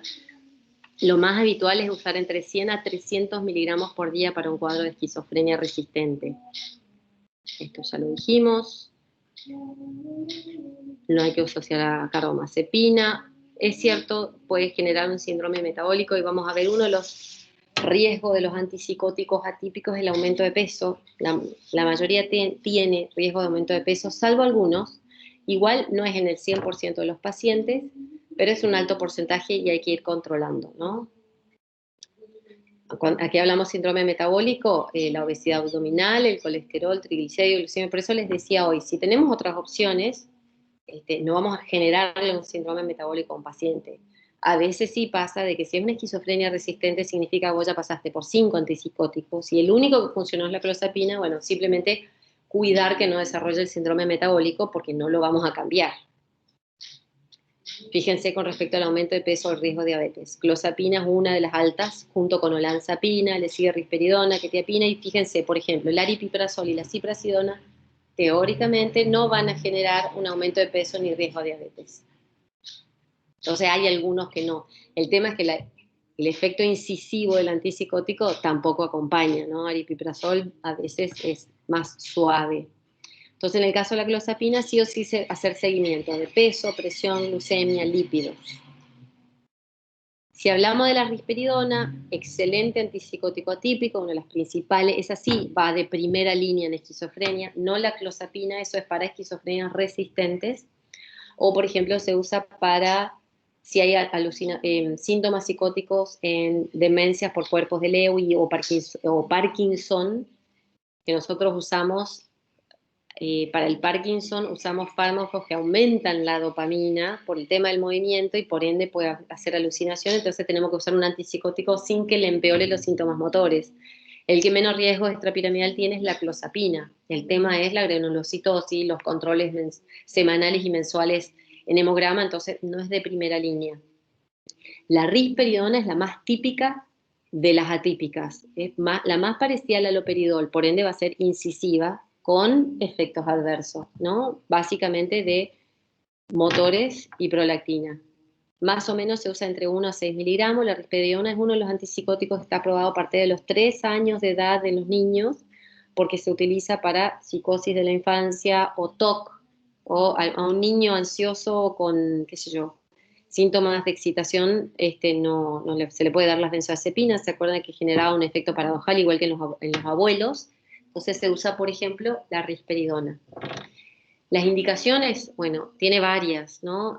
Principalmente la esquizofrenia, se puede usar en la manía bipolar, se puede usar en un montón de cosas, más allá, o sea, una cosa es en qué está aprobado por la FDA para la indicación, en la práctica, como si hay un cuadro, creo que yo les decía, un trastorno de ansiedad, ¿se acuerdan que yo les decía en algún momento? El trastorno de ansiedad generalizada, esa tendencia a la preocupación excesiva, no puedo parar de pensar, te cansa. Entonces, el fármaco indicado para un trastorno de ansiedad generalizada es un antidepresivo. Pero ¿se acuerda cuándo empezaba a actuar el antidepresivo? Entre las 4 y 8 semanas. Mientras tanto, ¿qué haces por un mes? ¿Vos querés bajar la rumiación de manera inmediata? Risperidona. Te deja aplanado en los pensamientos, pero al punto de, bueno, bajó la rumiación y uno está más tranquilo. Obviamente, dosis dependiente que no te aplane cognitivamente a ese nivel. Entonces, buscamos la dosis que simplemente me haya bajado la rumiación ansiosa sin afectarme cognitivamente. Igual, si no se saca y listo, ¿no? ¿Qué efectos adversos puede generar? Dosis dependiente, como dijimos, síndromes extrapiramidales, los movimientos, parkinsonismo, distonía, disquinesia, la hiperprolactinemia, puede producir hipotensión, taquicardia, hiperglucemia, no son los más comunes. Obviamente hay que monitorear la prolactina. Monitorear o te vas a dar cuenta por el paciente que te va a decir, de golpe me salió leche por los pezones, pero creo que no estoy embarazada, o el hombre que empieza a tener ginecomastia, o la desregulación hormonal con sus periodos. Entonces siempre es bueno controlar lógicamente la prolactina. Con respecto a la olanzapina, rango de dosis entre 10 y 30 miligramos. Con respecto a la risperidona, que no está escrito, pero la risperidona viene de manera para colocar con un periodo de mantenimiento. Entonces viene, que es el Risperdal Consta, por ejemplo, que viene con inyectables cada 15 días. Cada 2 semanas se puede utilizar. Entonces es como decíamos, la vacuna para esos pacientes que les cuesta o no aceptan el uso del fármaco. La indicación es conductual de igual manera, lo tenés que hacer y punto, porque no hay insight. En el caso de la olanzapina, el rango de dosis es de 10 a 30 miligramos, vía oral, pero también vía inyectable, en este caso no de mantenimiento, pero sí en agudos. Uno de los inyectables que más se utiliza para bajar un cuadro de excitación psicomotriz, ¿no? Y se puede utilizarlo igual que la vía oral 2 veces en el día. Efectos adversos, fíjense, 10 veces menos síntomas extrapiramidales que el haloperidol, y es súper incisiva la olanzapina, es excelente para los síntomas psicóticos, está aprobado también para las manías, pero lamentablemente tiene un alto riesgo y efecto metabólico, un aumento de peso, pero tengo una paciente que creo que aumentó 6 kilos en un mes, y encima lo peor es que no te aumenta de manera generalizada el peso, es la panza, es como que de golpe uno tiene una panza y de golpe me decían los pacientes también, yo no me gustan los dulces y de golpe quiero comer facturas, o sea, era lo peor, digamos, harina dulce, eso era lo que más te estimula la olanzapina para aumentar de peso. No, tengo pocos casos de que no aumentan de peso, o sea, en general la olanzapina aumenta de peso, hay riesgo, entonces las indicaciones son para cuadros agudos, no usarlo más de 3 meses por el riesgo del aumento de peso. Porque es brutal, imagínense que aumente uno 5 kilos por mes, es muy dañino. Entonces, solo para agudos, en general, salvo que usemos una dosis, porque depende de la dosis, no es lo mismo usar 2,5 que 20 miligramos, ¿no? Por ahí 2,5 no te aumenta de peso. En el caso de la quetiapina, un antipsicótico que está aprobado para la esquizofrenia, para la depresión bipolar en monoterapia, para la bipolaridad, para las manías. En la práctica es más efectiva para la depresión que para la manía, y en la práctica no es tan efectiva en la psicosis, habiendo clozapina, risperidona y olanzapina. La quetiapina tendría como un efecto más antidepresivo estabilizador que antipsicótico. La quetiapina se utiliza mucho también para los trastornos del sueño en personas mayores. Por ejemplo, igual que la olanzapina, ¿no? Vos necesitas algo sedativo, suavecito, sin que, ¿se acuerdan que hablábamos de no usar las benzo, que los aflojan, tienen el efecto medio relajante, se caen y se rompen la cadera? Entonces vos querés usar algo no adictivo, que no le genere una dependencia, por ende no tolerancia, no va a ser necesario aumentar las dosis, que no lo vas a aflojar físicamente, entonces se puede usar cualquiera de estos, risperidona, olanzapina, quetiapina, ¿no? Pero la quetiapina está indicada como monoterapia en la depresión bipolar, fíjense. Tiene más efecto antidepresivo que antipsicótico, más allá que está dentro de la familia de los antipsicóticos. Fíjense las dosis, rango de dosis, en realidad el comprimido viene de 25 miligramos, viene un XR de 50, de 100, de 200, de 300, de 400. Entonces uno puede usar, obviamente depende, si estamos hablando de una psicosis sería 150 a 750, o lo mismo en una manía o una depresión bipolar, se puede usar altas dosis. Para un abuelo, para necesitar dormir, o un depresivo, un ansioso, 25. La mínima dosis suele ser suficiente. Lo que decíamos, ¿no? En el caso lo mismo del Parkinson, ¿no? Se puede usar tanto la quetiapina, porque es el que menos síntomas extrapiramidales tiene, como la clozapina. Efectos adversos, dosis dependiente de la sedación, somnolencia, hipotensión ortostática. Se baja la dosis y listo. Fíjense que no es tanto. Sí, obviamente, depende de la dosis, puede generar un aumento de peso. Lógico, no es lo mismo usar 25 miligramos que 300. Entonces eso hay que ir evaluando. Como no tiene efectos motores o mínimos y no hay riesgo de aumento de prolactina. En el caso de la ciprasidona sale como la versión mejorada de la olanzapina, ya que la olanzapina era tan buena, pero aumenta mucho de peso, entonces se busca la versión mejorada. En la práctica no es tan así. La olanzapina sigue siendo muchísimo más incisiva, parapsicosis o cuadros de excitación psicomotriz o bipolaridad que la ziprasidona, es mucho más suave, pero lo bueno es que no hay riesgo metabólico.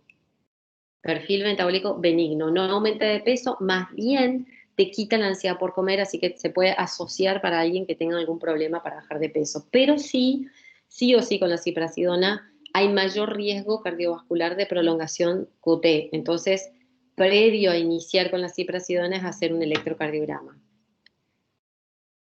Fíjense que riesgo alto, la tioridacina ya no se usa casi, o pimosida para prolongación del QT. Los que sí todavía se usan, riesgo leve, la ziprasidona y el sertindol son los más riesgosos que pueden generar prolongación del QT. Por eso la forma que vos te protegés es haciendo un electro, nada más.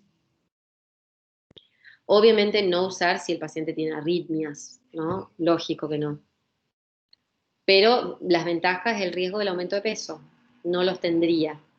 Y el aripiprazol, que se puede usar entre 15 y 30, se puede utilizar para la esquizofrenia, para la manía bipolar, se usa para, similar a los otros, la utilidad de los otros antipsicóticos, los trastornos de personalidad, los trastornos del sueño, riesgos de excitación, trastornos de conducta, el autismo. Bueno, el autismo también se usa la risperidona porque tiene que ver con los problemas de conducta. Lo bueno del aripiprazol es que es un agonista parcial de 2 y un antagonista serotoninérgico. Por ende, fíjense cómo funcionaría. Es como que va a aumentar la dopamina donde está en falta y bajarla donde está en un aumento. A veces pasa de que si usamos clozapina o risperidona, que te da la hiperprolactinemia y te da todos estos trastornos o efectos adversos porque es un bloqueante de 2, si vos asociás el aripiprazol, esto se regula, simplemente asociando por el efecto parcial que tiene. Entonces, sin sacarle la clozapina, que está siendo incisiva y efectiva para los síntomas psicóticos, pero agregando el aripiprazol, porque es un agonista parcial, se le van a ir los efectos adversos. Así que es muy buena la utilidad en combinación para eso, pero bueno, lógico que también se puede usar solo. Bueno, esto es lo que decía, mejora los síntomas negativos y cognitivos de la esquizofrenia. En la práctica depende, no es tan así, todavía se está buscando, ¿no? Por eso son enfermedades que se tratan, no se corrigen del todo, pero tiene un perfil metabólico benigno, no debería aumentar de peso.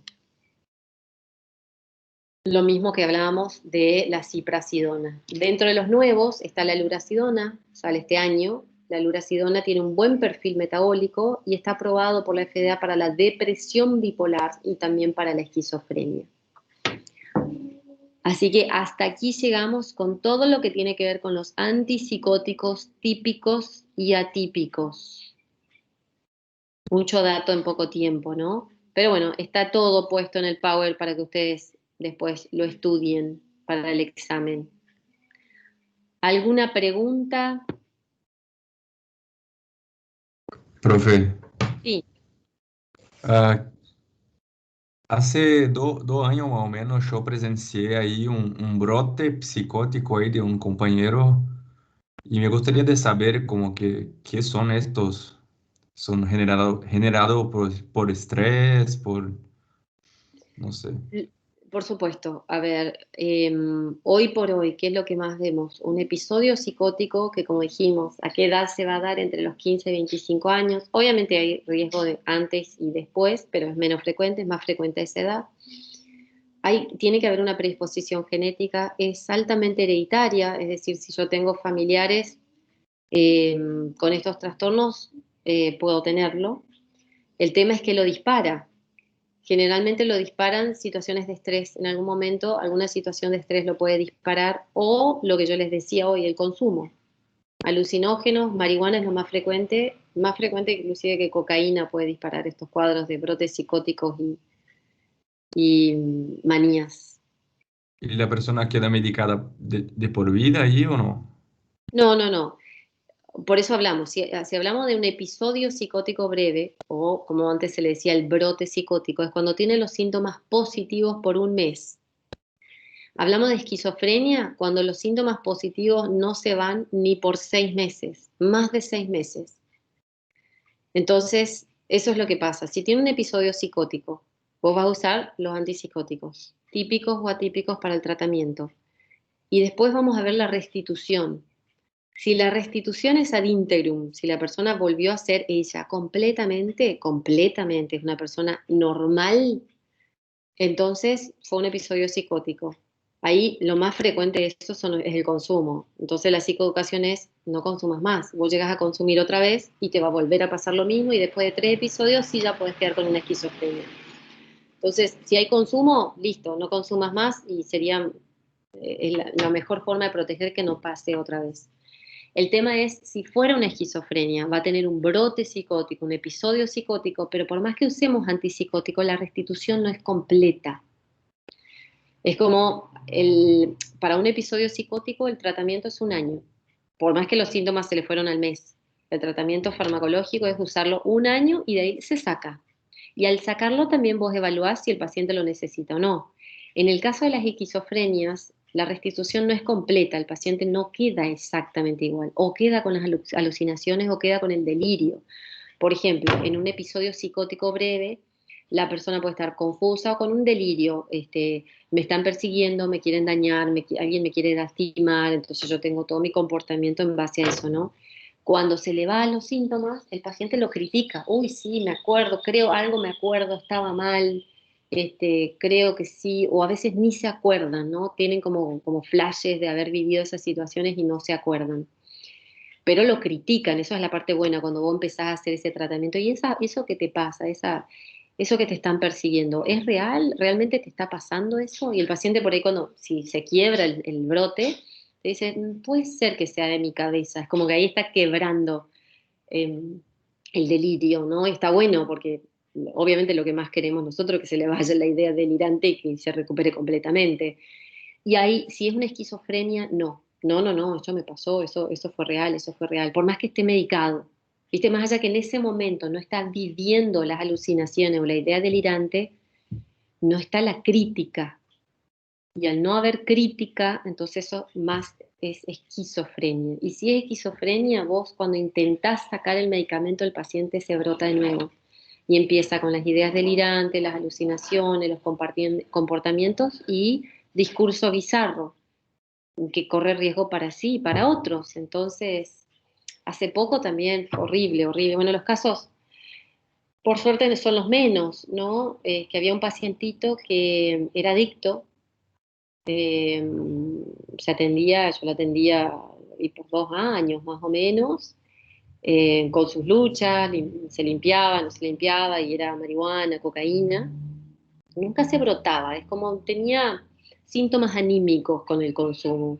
Hasta que asiste la madre y la hermana, no sé qué le pasa a este chico, porque de golpe no está comiendo, se baña y está 4 horas en el baño, dice cosas incoherentes, dice que me va a matar a mí, después se va a matar él, no come, cierra todas las persianas, dice que alguien lo quiere matar, o sea, claramente un brote psicótico, ¿no? Con ese discurso que nos contaba la madre. Bueno, sí o sí hay que traerlo. Obviamente el paciente no tenía insight, no se daba cuenta que tenía un problema, entonces, bueno, en esos casos, a veces como no lo trajo la madre, lógico, era o lo traen a la fuerza o hay que judicializarlo, o sea, vas a un juez de paz con un informe o con la misma persona y entonces el juez manda a la policía y la policía lo busca y lo lleva a una institución psiquiátrica para evaluación o internación.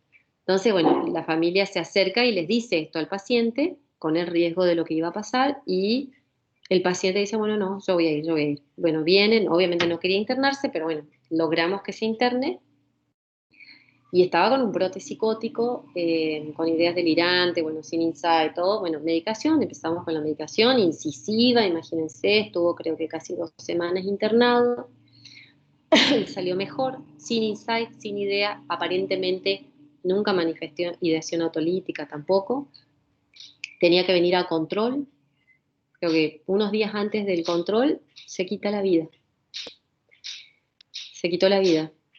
Y estaba enfermo, ¿no? Eso es lo triste. En realidad, la primer causa de suicidio en general en las enfermedades mentales es la esquizofrenia. Son las psicosis, le sigue la depresión bipolar. Re triste porque estaba enfermo el paciente, no una cosa que quería o no quería, no, pero el paciente estaba enfermo. Esto es lo que lleva a estos cuadros, ¿no? ni hablar el consumo, que en este chico creo que fue la causa de todo esto. Pero bueno, me fui por las ramas con tu pregunta. La causa, Gracias, profe. la causa sería predisposición genética y una situación de estrés que lo dispare o consumo en la actualidad. Sí, gracias. ¿Alguna otra pregunta? Profe, Sí. antidemenciales y anticonvulsivantes y demás, ¿este año no los vamos a ver? Los antidemenciales, no, dentro de los anticonvulsivantes fueron lo que tocamos hoy, que eran los estabilizadores o anticonvulsivantes. Esos, ok. Esos. Por ende, lógico, no va a haber pregunta más de las clases que yo le di. ¿Sí? Las Ok. preguntas en el examen va a ser de las clases que yo les di, no otras. Bueno, chicos, si no hay ninguna otra pregunta, cualquier duda, si no tienen mi mail o mi teléfono, no tengo ningún problema en contestar. Profe, ¿puede pasarnos su mail o algún medio para preguntarle? Dale, mira, mi teléfono es 343 4 51 42 84. Prefiero WhatsApp que mail, si les parece. Gracias, mejor. Dale. Profe, Sí, antipsicóticos es lo mismo que neurolépticos. exacto. Los Y antineurolépticos bueno, tranquilizantes mayores. Esos 3 nombres tienen. bueno, gracias. No, no hay por qué.